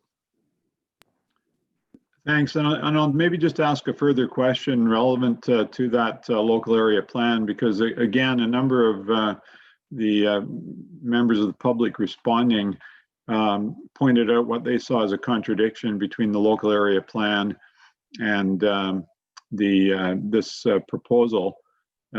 Whereas the developers have suggested that what they're doing is in concert with that, and that's one of the positive attributes. I wonder if staff could just help explain for the general public what that contradiction involves. Yeah, thanks for the question through CAO to Mayor and Council. So I guess in staff's review and assessment of the proposal, we found it to be very much a mirror of what's proposed in that document. Some of the key concepts, like the clustering of development and the 30-meter buffer from environmentally sensitive areas are achieved in this case. And also the form of development and the mix of housing types, which again are proposed in this case. So I would, as the report concludes, I would say this is very much in line with what the policy in the local area plan envisions. Thanks very much. Final comment. My inclination would be to support this initial reading, to give the opportunity for a public hearing, and also perhaps to see more detail on what a hookup would involve, although I'm in agreement with other views expressed about the challenges that would bring, and it would be interesting to see whether the developer can find a way to do that without the city being on the hook for it. Thanks. And Councillor McCollum. Thank you, Mayor. Yeah, my questions are along the lines of the first questions that have been asked around this. I guess there is just a lot of uncertainty about what it really means for the city to enter into a municipal share agreement at this point. And I mean, from what I've heard, I don't think that there's, it sounds like it's going to be a real barrier to find support from this council and the public, but I also don't think that we have enough information at this point to say, let's not go any further. So at this point, I think I am happy to vote in favor of the motion as it stands and see what comes back before second reading. one thing I wanted to clarify, and I believe this is probably a question for Director Buck, but if this development is requiring the water line improvement due to pressure, does that mean that future developments in that area are not really going to require a contribution to this? Or how does that work with collecting DCCs on future development? I know there's a few large lots on the downside of Arden Road, and is that something that we'll be able to recoup some funds from, or how does that look after the agreement's in place? Yeah, thanks very much. That's an excellent question. The short answer is we would continue to collect development cost charges for the life of the agreement if we entered into one, in order to recoup those costs. The challenge is, and again, I'll try and keep it short, is the project as it sits in our bylaw today is at significantly older rates. So the estimated cost of that project is very low in comparison to the cost today. So without doing an update to our development cost charge bylaw to adjust those costs, it would take a very long time for us to recoup the amount of money for this project. I do recall that we were slated to review our DCCs at some point. I'm not sure if that's been pushed back with staffing challenges, but is that slated to get looked at in the next 6 months, or is it further off than that? I expect it would be further off. We'll be looking at next year for sure. What really the holdup has been is waiting on some of the master plans to complete, so we know exactly what those projects are, and then also aligning them with our asset management program, so that when we get developments like this, we can be certain that this is in our 5-year, 10-year, whatever time frame, and what type of agreement we may enter into. Right, that makes sense. Yeah, thanks for the clarification. The other question I had too, maybe picking up from what Councillor Hillian raised earlier about just the facility, the road facilities in terms of sidewalks and crossings. Looking at this little area of Arden that would connect the end of Copperfield Road onto Cumberland Road, currently it's open ditch and no sidewalk, and whether or not it's laid out in the local area plan, I think it's fair to say that if we start adding density in that area, that is a strip of road that would probably really benefit from a sidewalk at some point in the not too distant future. And I'm curious if maybe this is a question for our CAO, what kind of expense would the city be looking at to add, say, that 300 meters of curb and gutter from where Copperfield comes out, just to get a sense of what kind of costs we're taking on for adding this density in this area? Yeah, sure. I can certainly try to answer that. I'll crystal ball it a little bit, but it's going to be at least $1,000 a lineal meter for the storm line, another additional 300 to 500 lineal meters for the sidewalk. So you can see how the costs add up.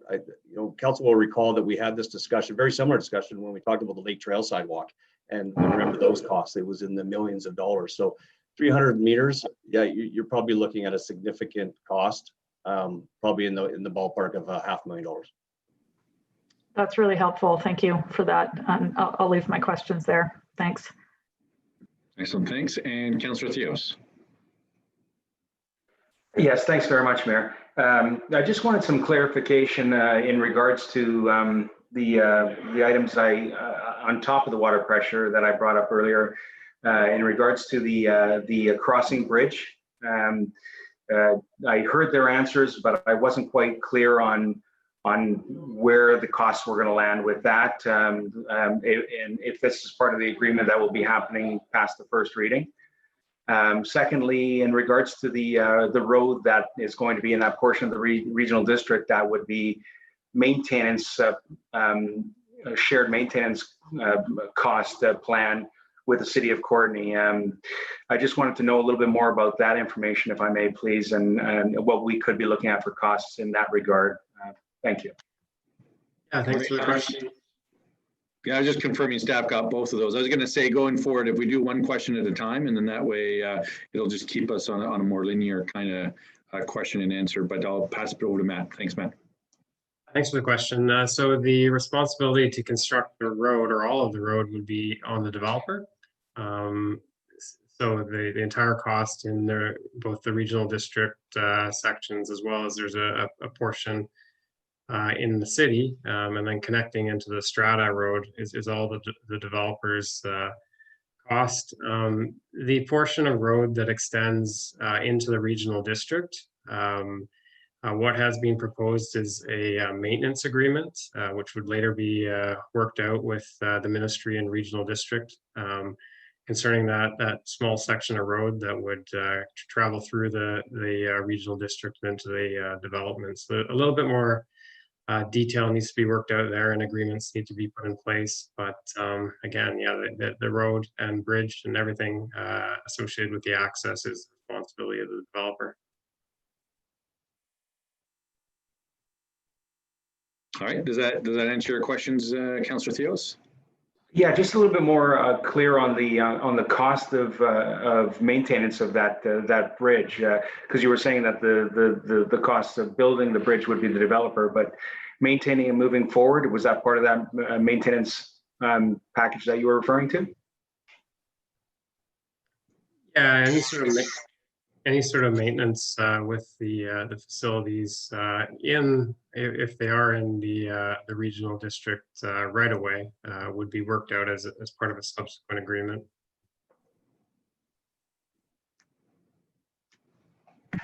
All right, thank you very much. Thanks, Mayor. All right, thanks, Councillor Theos and Councillor Hillian.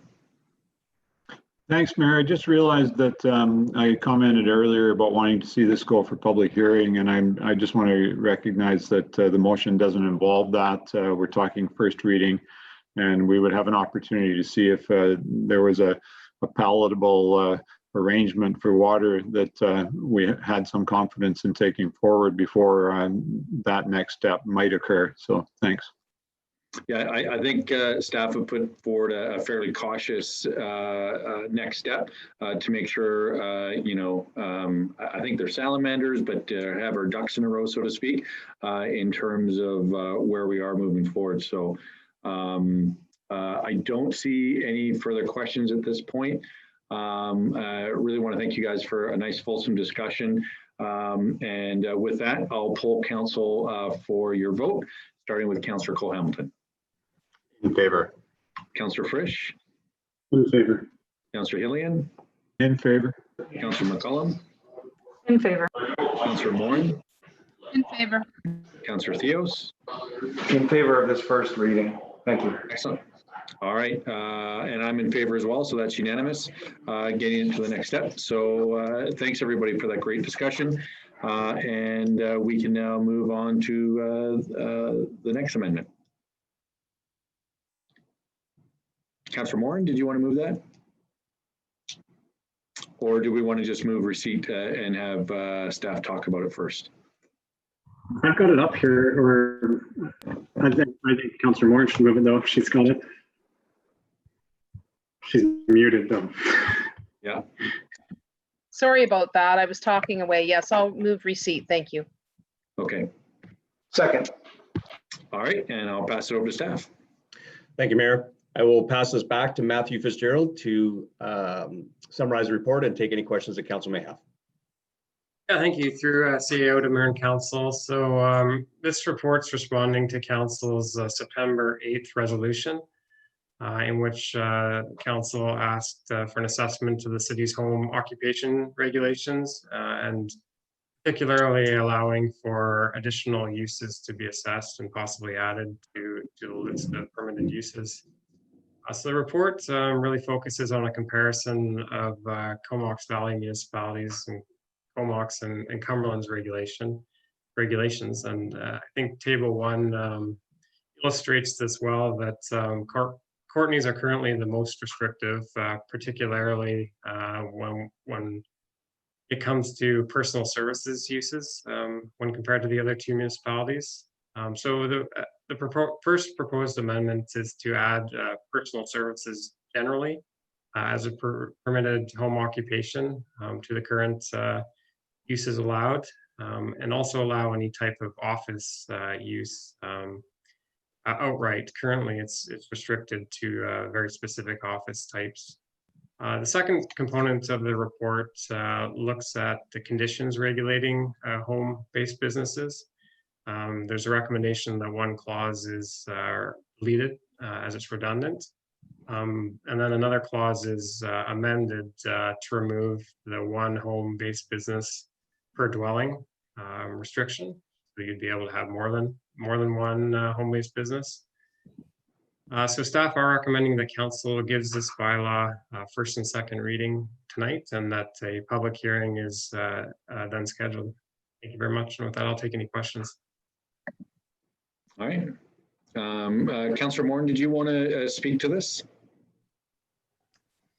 Yeah, thank you, Mayor. I have a question about the public hearing aspect, and I'm wondering if there could be in substitution for public hearing, if there could be a online consultation process, and whether that would streamline the timeline. I obviously think it's really important to have public feedback on this. I can say I know that it's not a formal piece of the puzzle here, but I certainly received a lot of positive support for this, and really not any maybe one opposed to it. But of course, that's not the same as having a public hearing. But in light of that, I'm just wondering whether having a more streamlined, time-sensitive approach with maybe an online engagement would maybe be a bit quicker in this regard. If staff could speak to that, please. Sure. Thanks for the question. Maybe I'll start out here, and if anyone has anything else to add, please feel free to. So this is a zoning amendment. So to adopt a zoning amendment, we have to either hold a public hearing, or there is a provision to waive the public hearing, as we've done in two cases recently. So I think for something like this, and given the recommendation is to have that public hearing, we'd want to give the general public the opportunity to speak for or against it. And as for the method of public hearing, my understanding is next council, a report is coming forward detailing our process, or our future process for holding public hearings. So I think that will outline probably the most expedient route for the city to once again hold public hearings, rather than kind of going on or creating a third option, virtual public hearing, which hasn't been explored and would likely take additional time. So I guess I'm wondering, have we not done a process like this with online engagement instead of an in-person public hearing? Is there there's no mechanism for that at this point, or? Yeah, I guess just going back on my comments, we can have virtual public hearings, but the path the city, and again, other staff jump in, please, is going down would be to start holding in-person public hearings in the relatively near future. So I guess my point is that because that process is well underway and going to happen very quickly, that is the most expedient way to do it. Great, thank you. Well, I'm obviously really, I'd like to thank staff for doing this so quickly. I know everyone's really overworked, and I know that you worked quickly to get this in front of us, and I really appreciate that.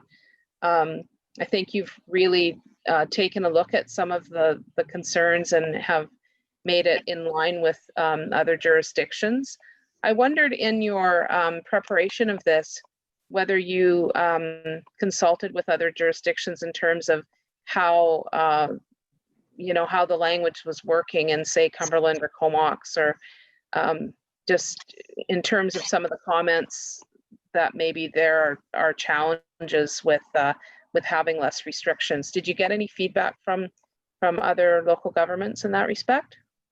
No, not that specific level of discussion. No, we didn't do that. Great. Yeah, just to jump in there, I did reach out and spoke both to the head planners of Cumberland and Comox. I was more specifically geared towards the idea of having one or more home-based businesses per home, and then the amount of space that they allocate to it. Both of them indicated that they had no issues under their current provisions with more than one business, because there are all those other regulations that are tacked on with controlling parking and traffic and that sort of thing. Right, and I'll just make one more comment at the moment, and that's just regarding that this really is impacting more personal services as indicated in the language in this bylaw, and we don't see personal services as being a large storefront type businesses in general. Some massage therapists, as an example, like to work in a clinic with a larger team. But it's not it's not kind of the norm to have these big commercial buildings with these type of services. So I think the personal services aspect is really important to consider, that these are businesses that often just need a small space and are not renting those big commercial spaces necessarily. But again, those costs are, that overhead, even for a smaller office space, is a lot higher out there in the community. So I think that we need to do what we can to help folks during these economic times. And as I mentioned before, we actually have research now that's indicating that women are disproportionately affected in many ways due to COVID, and economic and business related impacts have been mentioned. Canadian Women's Foundation has gathered a lot of evidence around this, and actually we had a town hall with federal leaders around this particular topic, and we know that most of these businesses are, the majority, I think it's 60 to 70% are run by women. So I think we need to do what we can to look at equity issues across the board. Thanks. Thanks, Councillor Morin, and really want to appreciate you bringing this topic forward for us to discuss and make changes. Also for your acknowledgement on staff capacity and really recognizing the efforts to bring this forward in such a short turnaround time. And I mean, the way it's displayed, it's pretty straightforward for us to kind of look at it and I think make those decisions pretty quickly. And I may have missed it, was there a timeline that we're thinking of that this would that we think this will be coming back once it goes through the public process? I guess I'll jump in there. So next step, if council gives it first and second reading tonight, would be public hearing. And so again, my understanding is public hearings are near to occurring. So say public hearing occurred in November, then we could bring this back. And if council chose to, they could adopt the bylaw then. Okay, all right, and not to put any pressure on it, I just so that we're have a sense of what kind of timelines we're looking at. So I appreciate that. Councillor Theos. Thank you, Mayor. No, I really do support seeing small business be in a position, especially the smallest of small business, be in a position of success and being able to move forward and support themselves and their families. The reality is that that we're all struggling. It doesn't matter whether it's male or female. I don't know the proportions of who's struggling and who's not. But I would think that it's males and females, children's and seniors. We're all feeling it, and I think it should be a broad base of who is really who's really struggling during these times. And I don't think there's a competition of who's struggling more. It's hard for me to see that kind of viewpoint. But reality is that it would be nice if we're in a situation where we can see circumstances like this and say, can everybody win? The taxpayers that are going to be potentially, whether it's small businesses that have competition that's going to be against them, that are paying less costs, they're going to feel the impact. And small neighborhoods that will have, even if it's not a huge amount of traffic, but they'll have some impact when there's a little business in their neighborhood added. It'd be nice to see everybody benefit. And I would say, if we were to put a charge of maybe even $2,000 per one of these small businesses a year on the household, and I don't know if we're able to or not. I was looking at that under the discussion portion. I wasn't quite clear if we could or not. But realistically, someone that's in one of these small-based, home-based businesses would be able to offset their costs through tax deductions. They can use a portion of their homes to reduce their costs. So even if it was $2,000, they may end up paying $1,500 or $1,000 or even $800. But again, they're going to get many other cost deductions for being inside their home, and those are advantages that the other homeowners in the area, if they could see some benefit from, I think that would be very valuable. The other homeowners in the area, they'll be bending to a certain degree to say, yes, we want to support you, but maybe the small businesses, these home-based businesses, can support them a little bit. And that's what I would see as one of those win-win situations. And again, the reality of office spaces may be changing and will be changing and has changed in the last 6 months, 7 months throughout our country. And it will continue to change, and Courtenay will be no different. So we'll be seeing some of those changes also. And maybe offices will be leaving our downtown core and some other areas which depended on some offices. And that's okay, because that might change into something else going in there that will be successful. But the reality is that if we can have everybody sharing the costs and still being able to get their tax deductions and savings and just saying, hey, look, we understand that you're stretching, we'll stretch a little bit too, I think it would be a win-win situation. I would hope that would be something that could happen in the future, but I'll be supporting this moving forward. But I think that's the way that everybody can be a winner. All right, and Councillor Frisch. I think, Mayor, I just was going to ask for a little bit of clarification. When we started talking about this, it was generally about hairdressers and dog groomers. So is staff suggesting that there's a simple way of including that in personal services?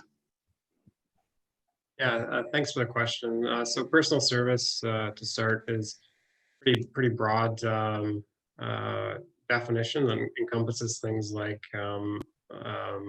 hairdressers or massage therapists, stuff like that. So all that would be encompassed under that personal service definition. For dog groomers, we borrowed from the approach of Cumberland, which considers a dog groomer an office use. It's the office for the dog groomer, and then dog grooming activities also occur. If council wanted that to be more clear, we could add a separate definition for or a separate use for just dog grooming. But the thoughts were that it is a fairly, there might be 1 or 2 cases in the city. So lumping these uses together as best as possible helps with the administration of the bylaw. You're not suggesting we change the office use section? Or are you? Did I misread that? Yeah, so currently the home-based business is allowed in terms of offices are limited to agents or trades, home-based or home offices. And so what we're proposing is to open that up entirely. So any office could be operated from home, whether an accountant or a consultant or the existing agents and trade businesses. Right. Okay, well, sorry, I misunderstood. So moving on to the personal services section, like you said, it's a very broad use. And I think there are a lot of businesses that do have storefronts looking at massage therapy and physiotherapists. I assume Dentress Labs are using commercial spaces, generally speaking. So I wonder if staff can comment on how this might change the landscape of a neighborhood if we open this up. Yeah, thanks for the question. So the overall intent with a home-based business is that it's small in scale and doesn't change the character of the neighborhood, or there's very minimal change to the character of the neighborhood, and that there isn't any sort of nuisance or any sort of impact on surrounding homes. And so that's really the purpose of there's a series of conditions listed in table 2 of the report, and those go into specific requirements for the business to not only keep it small in scale, but also deal with things like parking that do come up as what some people might consider a nuisance in the neighborhood. So there are those additional series of requirements for any use that has to be met for them to operate a home-based business. So in general, this won't actually affect those larger businesses that I mentioned, since they're not home-based businesses. And we're just talking about small businesses that have that one-off customer here and there. Exactly. In fact, there's a limit on the size of the business to 50 square meters in a dwelling. So a fairly small area of the dwelling can actually be used. So again, that's to control the scale. And I think once a business gets beyond that size, it's probably logical to relocate to a commercial space. And so it's the evolution of businesses as they grow from startups to larger companies. Excellent. Well, thanks for clarifying that for me. And Councillor Moore. Great, thank you, Mayor. I was actually just going to ask, I didn't see any other folks, if we could call the question on receipt, and then I'd be happy to move the recommendation. Okay, fair enough. We'll call the question. It is just for receipts, so unless somebody is in opposition, we'll assume that's unanimous. And I'll pass it back to you, Councillor Moore. Great. I'd like to move that based on the October 5th, 2020 staff report update to the home occupation regulations, Council approve option 1 and complete the following steps. 1, that Council give first and second reading of zoning amendment bylaw number 3024 to amend the home occupation regulations of zoning bylaw number 2500 2007. And 2, that Council direct staff to schedule and advertise a statutory public hearing with respect to the above referenced bylaw. Second. Excellent. Is there any further comments or questions regarding this motion? Councillor Theos. Yeah, thanks a lot, Mayor. Yeah, no, I just wanted to be clear on that question that I had in regards to can we, even though it's residential one, when we're adding this component for people's benefits, is it possible that councils are able to charge a fee, whether it's even nominal, at all?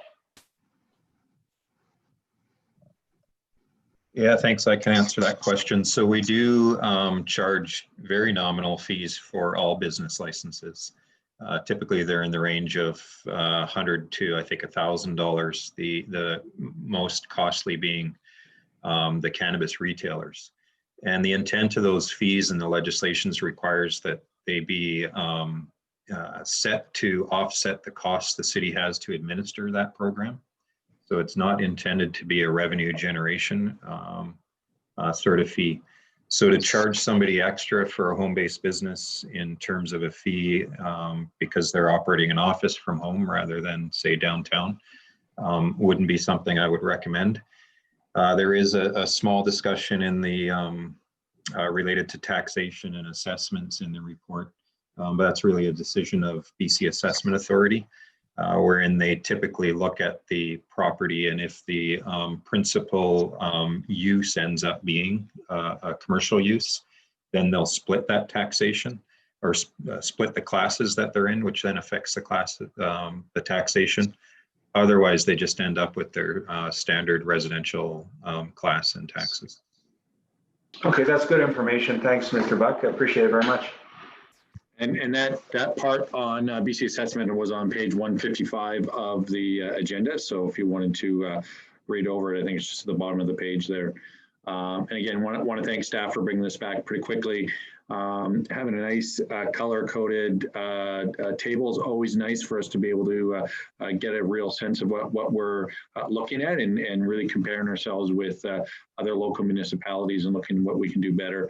Yeah, with that, I'll pull council, starting with Councillor Cole-Hamilton. In favor. Councillor Frisch. In favor. Councillor Hillian. In favor. Councillor McCollum. In favor. Councillor Morin. In favor. Councillor Theos. In favor. And I'm in favor as well, so that's unanimous, and looking forward to that coming back for a public hearing. All right, with that, we now have our financial services. I can move this recommendation, Mayor. That based on today's staff report, audit service plan for year ending December 31st, 2020, Council approve option 1 to receive the audit service plan for the year ending December 2020. All right, that's been seconded, and I'll pass it over to staff. Thank you, Mayor. With that, I will pass this to Jennifer Nelson, our Director of Financial Services, to summarize the report and answer any questions council may have.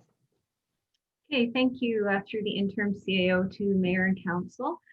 So the purpose of this report is to communicate the audit service plan. This is an annual requirement under the Canadian auditing standards. This year we have Myers Norris Penny as our accounting firm performing the city's audit, and they've prepared this detailed plan for you. So it can be found on page 162 through 212 of the agenda.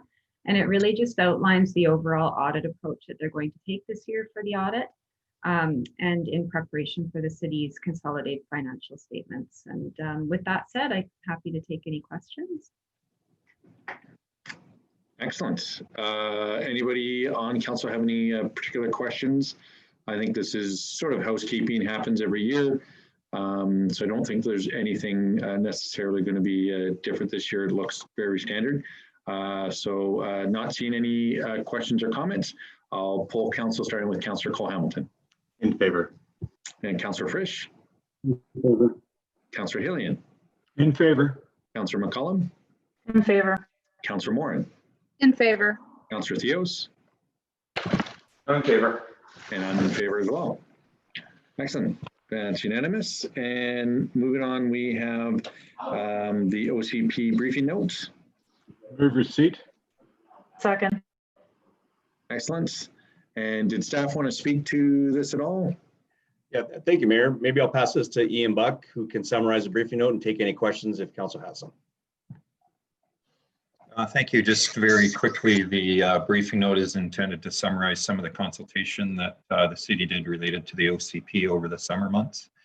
There was 2 significant events or sessions that took place. One was a survey that was put online for the public during the month of August, essentially. Ran a little bit into September. We had good participation for that with 782 people participating. The comments are all included in a summary report that's available online. We didn't want to, just for the sake of the large volume of paper it would generate, include that directly in our agendas. The intent of that consultation was to look at the main vision of the OCP as it's currently proposed, the goals, and then some of the emerging growth areas through discussion. So we got good feedback on that. We were pleased with it. The other event was a series of brainstorming sessions with stakeholder groups that took place at the end of July. So staff and the consultants engaged over 25 different stakeholders groups within the municipality. And there was topics that ranged from land use, transportation, housing, economy that were discussed with those stakeholders. The idea was just to brainstorm ideas to then inform future stages. The feedback was positive for that. Staff did an excellent job running those meetings along with the consultants using breakout rooms given the large number of participants. Again, full summary of that is available on our OCP update for the public to review if there's a desire. And then the next steps in the OCP process are, were presented recently to council, but just moving into neighborhood engagement, which will really focus on the growth areas of the city, in addition to stakeholder focused workshops on themes. Now that policy will begin to emerge, so then we can dive really deeply into those policy discussions. And I'll leave it at that. Thanks very much. Excellent, fantastic. And Councillor Gillian. Thank you, Mayor. I'd just like to thank staff for all the work that has gone into this. We did have an opportunity for a more in-depth presentation recently, and I was particularly pleased at the innovative approach staff is taking to further engagement with the community through some walkabout sessions in individual neighborhoods, and optimistic that that will give people in different sectors of the city that have issues related to how they want to see their community grow and move forward, the chance to come out and to engage with our staff in a responsible manner. So thanks very much. Yeah, thanks, Councillor Gillian. And I think staff have really adapted as best as possible here, given all the challenges kind of thrown at us. And I think the feedback's been really good. I was able to participate in some of those sessions, and staff have been, I think, really focused on making sure they do the best job possible going forward. So it's great, really, to see this moving along.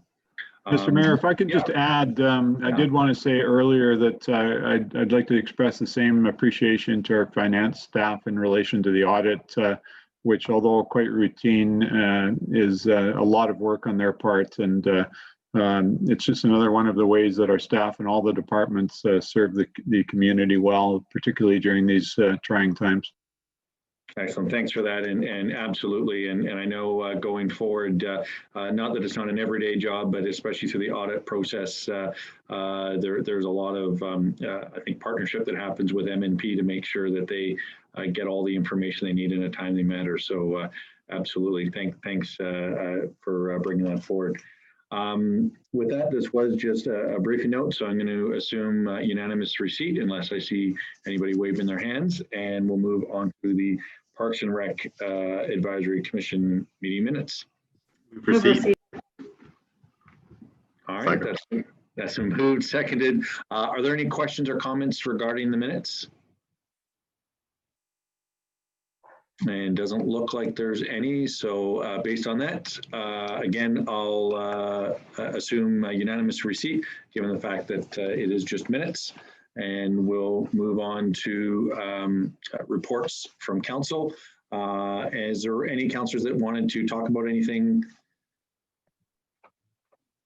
I know previously we'd said that I think it was a pretty light thing, but with that, maybe I'll just jump in and just talk about two things that have happened in the last week that I think are worth mentioning. One is our OCP consultation with Comox First Nation, which I think was a great meeting, and really looking for that meaningful consultation that we can have in the spirit of reconciliation. And I think it was a great conversation, a first conversation to really just get everything off the right, on the right step and right foot, and really looking for their feedback to make sure that that they are part of this process.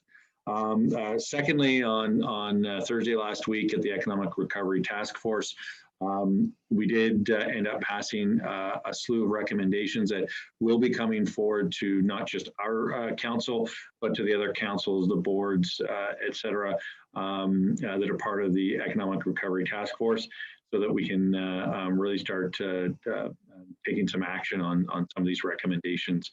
Probably the big ones that stood out in just sort of a general sense, child daycare was one of the things that was deemed important. Obviously, a shop local and several other things. And then we drilled down and made recommendations that we support some specific projects. So from the regional district's perspective, an agri-food hub, which is a project that we worked on years ago. And although we didn't get it, now is the time, I think, for us to reapply for that. Comox wanted to look at doing some things with their marina.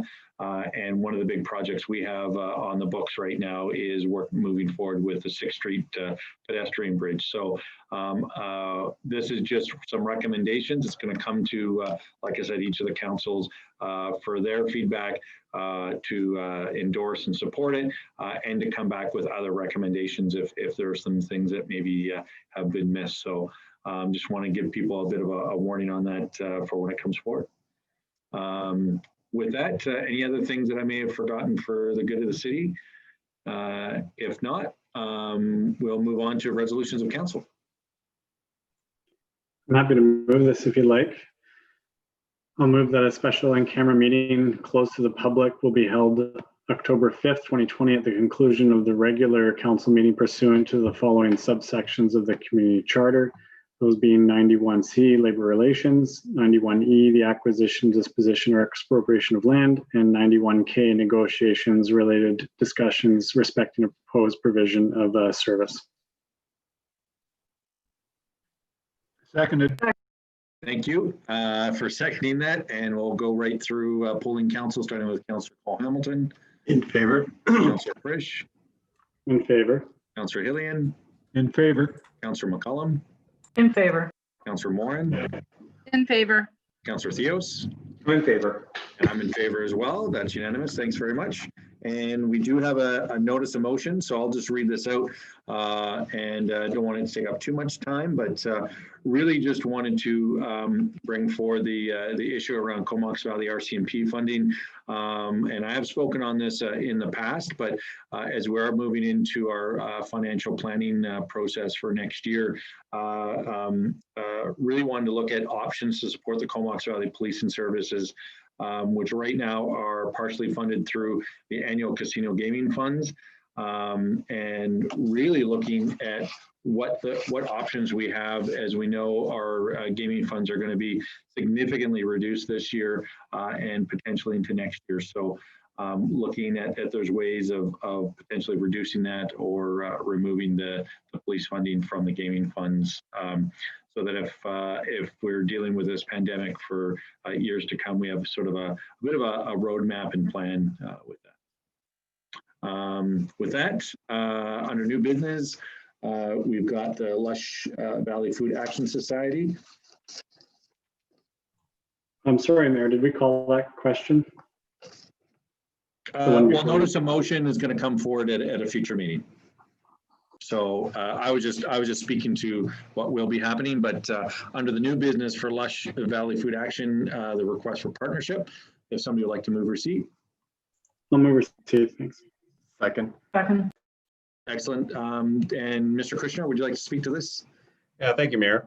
I think this is a really good example of a really good initiative. I think we all can understand that our resources are pretty tapped out right now during COVID, but I think as the letter states that this is an initiative that we can start really discussing early 2021. So I would suggest and recommend that staff defer this to council defer this to a staff report so that staff can come back with some information for council to consider. Okay, thanks very much. I'm happy to move that, Mayor. We do have the motion on the floor, but I'll pass it over to Councillor Hillian, who has some questions or comments. Thanks, Mayor. Just for the benefit of people who might be watching who don't have the agenda in front of them, this relates to a request from Lush Valley, an offer as it would be to co-manage with the city the orchard lands on the McPhee Meadows property. And a number of us did have the opportunity to walk the McPhee Meadows property with our Recreation and Cultural Services Director about a year ago. and to see the, among other things, the orchard potential there. I think this is an excellent project, and happy to support it going forward. All right. Thanks very much, Councillor Hillian and Councillor Moore. Great, thank you, Mayor. Not to go on and on, which I know everybody knows I can do when it comes to gardens and food security, but yeah, it's a really good news story. I think the potential for this, and we're so lucky to have Lush Valley in town wanting to create these potential partnerships and willing to do a lot of legwork for us if we get some things going. I think there's just tons of potential for not only the orchard, but maybe other initiatives in terms of demonstration gardens and education and all of that. So thank you to staff for working with Lush to start these conversations, and I'm really looking forward to how it all unfolds. Thanks so much. All right, thank you. And Councillor McCollum. Yeah, I just wanted to briefly speak in favor of what a great suggestion this is, and how nice it is to see Lush Valley coming forward and making this suggestion. I think it's a real benefit to the city to be able to partner with a group like this. And I would hope that if we can get something in place that's successful for this area, that perhaps we could see it replicated in other areas and neighborhoods throughout the city. So look forward to seeing what comes back from staff. Thanks. Excellent, thanks very much. And considering this was just for receipt, I'll assume that we have unanimous support for that, and I'll pass it back to you for a motion.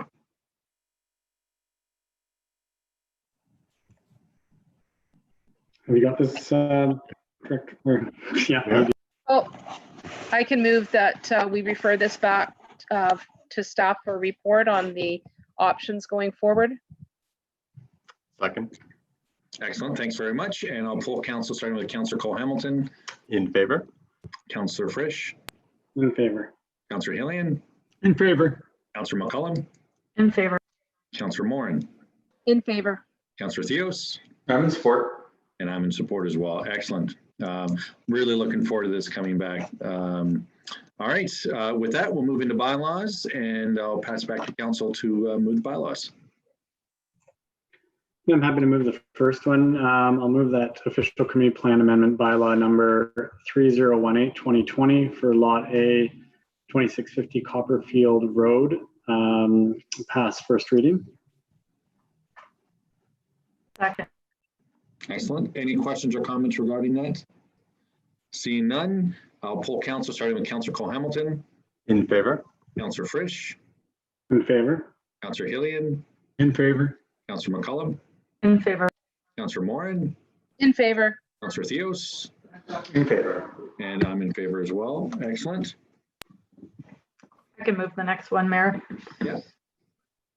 I'll move the zoning amendment bylaw number 2912-2020, Lot A, 2650 Copperfield Road. A bylaw to amend zoning bylaw number 2500-2007 to amend Division 8 classification zones through the addition of Comprehensive Development 30 zone, CD 30, and to rezone the property from Residential 1A to Comprehensive Development Zone, CD 30, and Public Assembly 2, or PA-2. Second. Excellent, thank you for that. And I'll pull council if there's no questions or comments, starting with Councillor Cole-Hamilton. In favor. Councillor Frisch. In favor. Councillor Hillian. In favor. Councillor McCollum. In favor. Councillor Morin. In favor.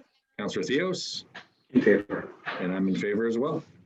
First and second reading. I can move this. Okay, thank you. I'll move that zoning amendment bylaw number 3024-2020, a home occupation regulations, a bylaw to amend zoning amendment bylaw number 2500-2007 to amend home occupation regulations, pass first and second reading. Second that. Excellent. Seeing no questions or comments, starting, I'll pull council with Councillor Cole-Hamilton. In favor. Councillor Frisch. In favor? Councillor Hillian. In favor. Councillor McCullum. In favor. Councillor Morin. In favor. Councillor Theos. I'm in favor. And I'm in favor as well. All right, and for third reading. Mayor, I'll move that zoning amendment bylaw number 3012-2020 regarding 1520 Thorpe Avenue, which is a bylaw to amend zoning bylaw number 2500-2007 to rezone property from residential 1 to residential 1S zone and amend schedule number 8 zoning map to permit the addition of a secondary suite at 1520 Thorpe Avenue for third reading. Second. Seconded. Excellent, and I'll pull council's, Councillor McCullum. My hand go up? It was up, but maybe it was to make the motion. No, I'm not sure how that happened. Sorry about that, Mayor. No, it's all good. Seeing no questions or comments, I'll pull council, starting with Councillor Cole-Hamilton. In favor. Councillor Frisch. In favor? Councillor Hillian. In favor. Councillor McCullum. In favor. Councillor Morin. In favor. Councillor Theos. I'll be in favor. In favor as well. Excellent. All right. And for final adoption. I'll move that zoning amendment bylaw number 3012-2020, which is also for 1520 Thorpe Avenue, be finally adopted. Second. All right. Seeing no questions or comments, starting with Councillor Cole-Hamilton. In favor. Councillor Frisch. I was in favor. Okay. Councillor Hillian. In favor. Councillor McCullum. In favor. Councillor Morin. In favor. And Councillor Theos. I'm in favor. And I'm in favor as well. Excellent. There may be some background noise that I'm hearing, but we'll move on to the next one. I'll move that zoning amendment bylaw number 2990-2020, which is for 1025 Ryan Road, to amend zoning to develop a 118-unit rental apartment building with amenities, be finally adopted. Second. Excellent. And see no questions or comments at this time, I'll start polling council, starting with Councillor Cole-Hamilton. In favor. Councillor Frisch. In favor. Councillor Hillian. In favor. Councillor McCullum. In favor. Councillor Morin. In favor. And Councillor Theos. I'm in support. All right, I'm in support as well. Excellent, that passes. Mr. Mayor, just on a point of order. Yeah. I'm going to be exempting myself from the vote on bylaw 3019. And I wonder if just for convenience sake for staff, it might make sense to change the order and put that.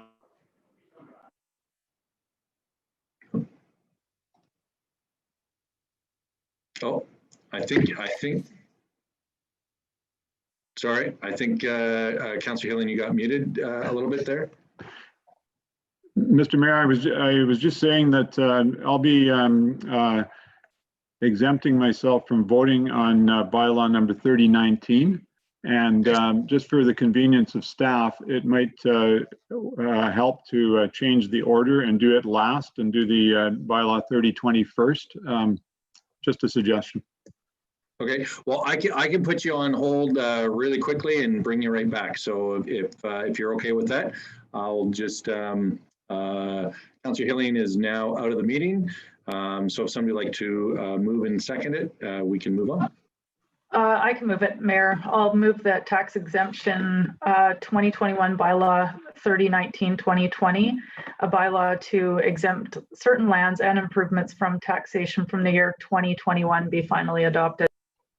Second that. Excellent. Any questions or comments regarding this? Seeing none, I'll pull council, starting with Councillor Cole-Hamilton. In favor. Councillor Frisch. In favor. Councillor McCullum.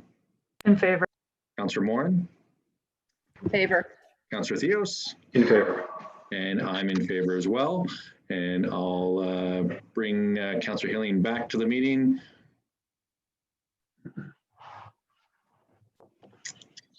Welcome back, Councillor Hillian. And we are on to the final adoption. Somebody like to move that? Yeah, I'll move that tax exemption churches 2021 bylaw number 3020 for 2020, which is a bylaw to exempt certain lands and improvements set apart for public worship from taxation for the year 2021 be finally adopted. Second. Excellent. And I don't see any questions or comments regarding this. So starting with Councillor Cole-Hamilton. In favor. And Councillor Frisch. In favor. Councillor Hillian. In favor. Councillor McCollum. Favor. Councillor Morin. In favor.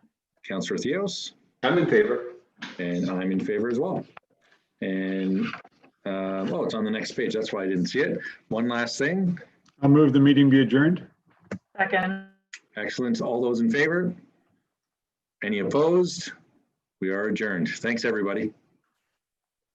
See you soon.